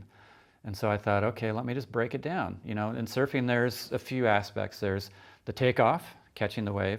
There's the bottom turn where you propel yourself back up into it. There's maybe a top turn where you're hitting the lip. There's maybe a cutback. There's actually trying to get inside a tube if that's one of the waves that you're on. And so I thought, let me just work on each one of these elements, because I was never a hotshot surfer. I'm just like an average hack who's out there enjoying it. If you can, once you can even just get up, it's really cool. It's enough. Yeah, you don't have to be Kelly Slater to have a good time, right?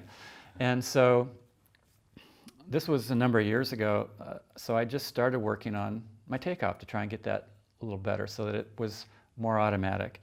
Then I worked on the bottom turn. It was like, okay, let me really set that until that sort of became automatic. And this wasn't like overnight, or it took a while. And then it was working on hitting the lip, and then it was working on cutbacks, and it was working on getting barreled. And it took about a year of kind of like working on each one of these elements. And then there was one wave where all of them came together all on the same wave, and I'm like, oh, that was freaky. That's never happened before, because I can hit maybe one or two of those good, but they've never all come together on the same wave. And then the next wave was like that too. And it's like, I think I've actually gotten better. And this is when I was, 45, something like that. And there's not a whole lot of guys who are 45 who are getting better. Usually it's like maintain and get worse. So anyway, it's just a process for me to continue to, surfing is a way for me physically to evolve, continue to evolve who I am as a person. Because each day is different there are days when I go out there and the first couple of waves I completely blow. So it's like, okay, this is not going to be my best session ever. Let me turn it around. Let me have the next wave at least be better than completely blowing it. So at the end of the day, after the session's done, I see that I went from really crappy to mediocre, you know, and some days I have some of the best surfs in my life, but those don't happen very often. So anyway, and that's such a lesson for life, isn't it? It's like when you wake up in the morning, you expect the best, but maybe it's going to be one of the worst. So what are you going to do with the worst? Just throw in the towel and say, forget it today, I'm going to try again tomorrow? Or do you say, okay, let me just turn it around a little bit so that there's something a little bit better that happened by the end of the day than the way it started out. And that's a great sort of mindset or mantra to keep in mind. Surfing teaches me that every time I go out there. And it's a flow, you know. The second you start thinking, you start surfing lousy. So you have to stop thinking to surf in a way that is really satisfying. And so much of life is like that, you know. When I pulled my hand back, I wasn't thinking. I pulled my hand back from that aid station, 1989, I made the break from Dave. There's so many moments where I can look back and reflect and see that, yeah, it was when I stopped thinking that all the pieces fell in place. Because then you can sort of respond to the universe, or solutions come that have nothing to do with immediate logic. You could have never thought of it.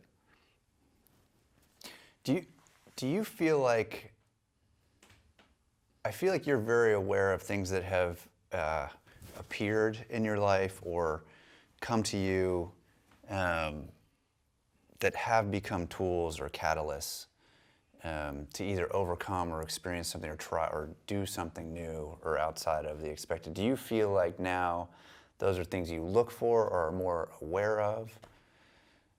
Does that make sense?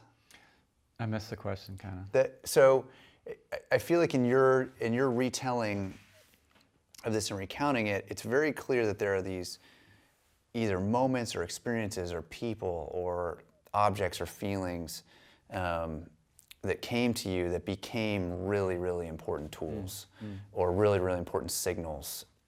Do you feel like that's something that you're more aware of now? Have you always been that way? You know, do you coach people into that, to, you know, sort of looking for things in their own lives? Yeah, I think the older I get, the more sort of aware of a bigger picture that life has. You know, when I was younger, everything seemed to take on this immediate importance or immediate impact of what I thought was actually happening, when really it was just part of a bigger picture that was being put in place for something different.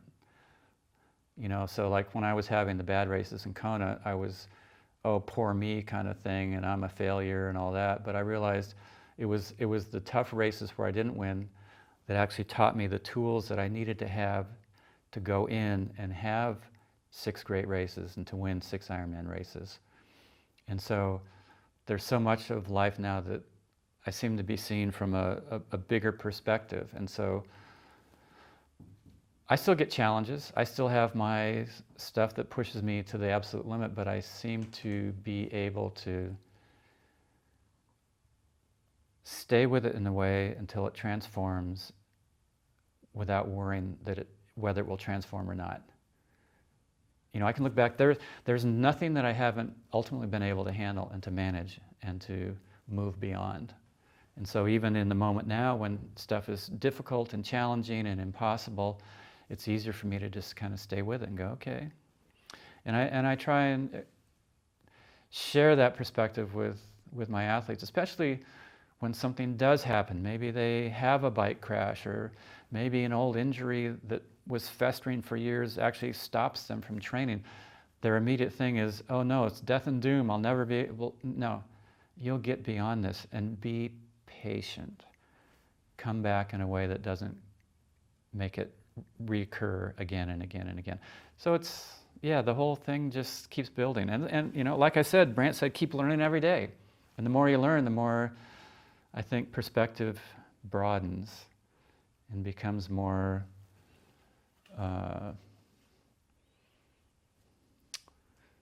just more like life is continuing to make more and more sense. And the more I learn, the more I realize I really don't know a whole lot anyway. So don't ever think you're ever going to figure it all out. We had talked early on before we sat down about some of the things that have really become apparent to you now looking back 30 years later that you didn't realize at the time. What are some of those big rocks that you've uncovered or become more aware now looking back on that experience in that race in '89 that definitely were not there at the time, or were there but you were not aware of them? There's a few things that I can see now that I wasn't aware of at the time going into 1989. One of them was just circumstance and luck. I hate to put, that's not a duplicatable tool, like, oh, you just need to get lucky. But I think we do all need to have a certain level of luck, of being in the right place at the right time to have stuff happen. I had moved to Boulder, Colorado a few years before 1989, had gotten great results, better than ever in all my other races, but not in Kona, and I didn't know what was going to bring that result, at least from the training aspect. In 1989, I went down to New Zealand and trained for 6 weeks in the winter with Scott Molina, one of the greats. He had won actually in 1988. And it was eye-opening because I was in this environment that was completely simple. It was back before cell phones and computers and all that. So when I went to New Zealand, it's like I dropped off the face of the earth. The only thing I had to do for 6 weeks was train. There was nothing else to distract me. And I put in the most incredible volume of training and was getting stronger from it. It was at a level that I only thought other people could do. That I thought, if I do this, I'm going to kill myself. And I saw that if I simplified my life and focused, I could handle an amazing amount of training and recover from it and get stronger from it. So those 6 weeks changed my level of expectation of what I could do and was willing to do in my training to get stronger. It wasn't, I didn't know that was going to happen. It was just sort of like good luck that I ended up going there in 1989, put in the fitness that I needed. Another aspect was just in looking back, realizing that we always have a choice where we're going to focus. Are we going to focus on what's not working? Are we going to focus on the pain? Are we going to focus on the chatter in our minds that really isn't who we are anyway? We are all capable of great potential, of having great experiences, personal experiences, when we overcome that lesser part of ourselves that could easily have just given up. And so 1989 really taught me that I have the choice, if I can just step back for a moment and refocus, to stay in a positive mindset, to stay in a fully engaged mindset. When Dave was starting to drop the pace down again to 6-minute miles, when we were halfway out to the turnaround of the run on the marathon, and my mind went crazy, it goes quiet, there's Don Jose, all of a sudden everything shifted. It's like, wow, if I can consciously make that shift when I see myself slipping, I can pull myself back into the game, whatever that game is, whether it's in a relationship, whether it's in being a father, whether it's in sport, whether it's in business. When it's not going the way I hope and my mind starts to go in the wrong direction, I have the choice. I can turn it around.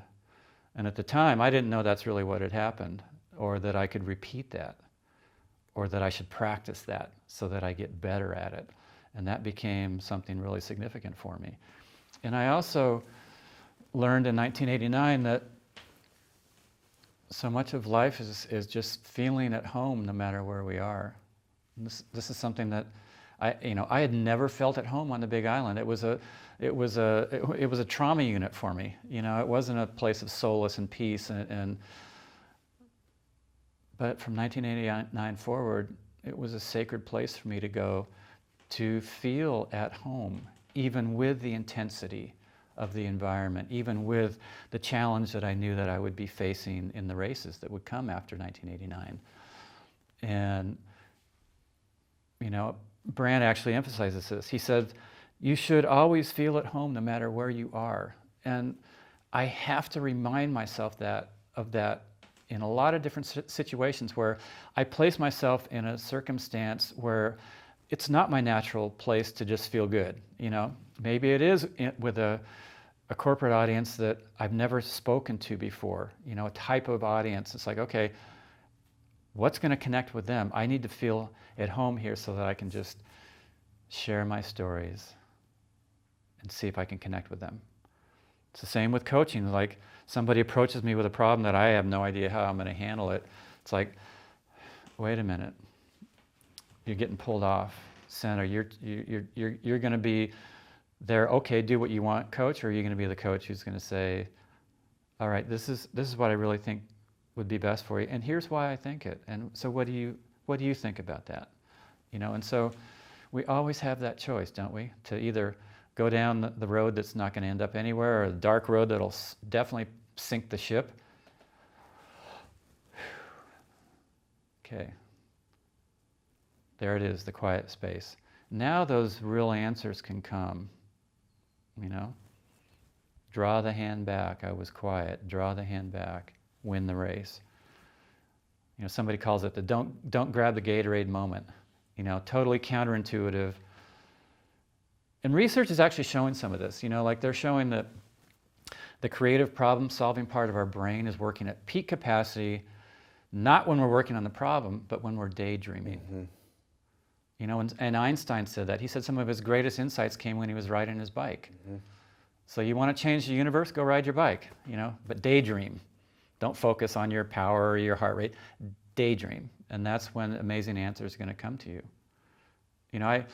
I wrote a book a number of years ago called The Art of Competition. And it's quotes that transform the concept of racing into something that's more like art. Like, how do you overcome challenge? How do you stay motivated? How do you find the best in you? And anyway, the final chapter in that book had to be about how I changed racing into an art form by talking about my first win in '89 and my final win in 1995. And I had talked about those for years. And I thought, what am I going to write that's different than anything I've ever put together before? And so literally for a month, I would sit down in front of my computer and nothing came. Not one word, not one sentence. And I thought, without this chapter, I have no book. And I'm not going to write it the same way that I have for many years now. And I'm like, okay, this book's done, it's sunk. And so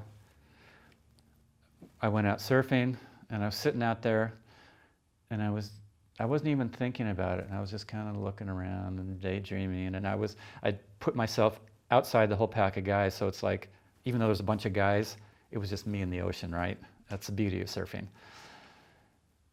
And all of a sudden, it's like, oh my God, I know how to write that. And I went in, and it just flowed out of me onto the computer. And so that's a long way of saying, the real answers come when we're quiet. And I didn't realize that in 1989. It just happened kind of by happenstance. But looking back, I can realize that was such a key nugget. Get quiet, and then you might find the answer. It might take a day, a week, a month, but some things will never come by working on them. Awesome. And looking back now, maybe on that, up until that race and that race, what are you most proud of from that time, from that race, from that story? I would probably say one of the things that I'm most proud of about 1989 is that I actually showed up at the start line. because I had 6 years where my races were mediocre to downright devastating emotionally. And it would have been very easy to just keep going to the races where it was much easier for me to tap into my strength, to feel at home. You know, Nice, France, I raced it 10 times, I won it 10 times. I felt at home there. I didn't have to try. Going to Hawaii, I love Hawaii, but racing the Ironman was this thing that I just couldn't get, and it would have been so easy to just say, forget it. So I would say, you know, that has to be one of the things I'm most proud of, is that somehow I was able to just keep picking up the pieces and going back 7 years. And it's not like I just one day out of the year thought about Hawaii. You know, this is something that was on my mind from January through October every single year. So it was like a pretty big aspect of every day of my life. Every training session I had, there was a little part of me that had one piece of my brain tuned into Hawaii, and it's like, where is this fitting into that big picture? So it consumed a lot of my time and energy. And it would have been easy to just say, forget it. I'm not going back, a number of times, not just after 1988, but a bunch of the years prior to that. So, you know, but isn't that how it is, though? You know, some of the most fulfilling things are the things where we were this close to just giving up, and then one piece starts to fall in place, and then another, and then another, and then that critical mass is hit where we do have that ultimate experience of something, of ourself, of life. And that's what 89 was for me. All right, Mark. Can't thank you enough. I can't wait to... You're good with the questions, man. Well, I mean, you know, this is in very, very, with all sincerity, I mean, you've made a big impact on me, and, you know, from 1989 to, you know, to today. So, you know, I hope we can do this again, and I'm looking forward to seeing you in Kona for sure. Awesome. And I think it's going to be an awesome race this year. You never know. We got. There have been some incredible female athletes throughout the years that I don't think get enough shine from the sport, but you know, I think there's a group of female athletes right now, you know, specifically with like Lucy and Daniela, that are taking the sport to new heights on that side. And I think that race could be special this year. It has been already, yeah. But could be really cool. Well, if Daniela wins, she'll be 5 for 5. Yeah, it's amazing. Which I'm the only other one who's done that. Yeah. If Lucy wins, it'll be a Mark beats Dave kind of story. Yeah. I think she'll come back pretty strong. Mm-hmm. I hope she does. I've pegged her from that very first year she raced pro. It was like, oh, okay, she's the future. Yeah. Yeah, she's special. She's probably like me in the sense that maybe Danielle has been untouchable in the last few years, obviously, but somebody's going to crack the code. Yeah. Why not me? Yeah. You know? So I think this year has the best chance to be kind of like 1989 revisited. I mean, Lucy kind of gave it that effort last year. Mm-hmm. You know, she didn't roll over and play dead the second that Daniela showed up on her tail. You know, she raced it. She hung in there. So, yeah, exciting stuff. It's fun to watch.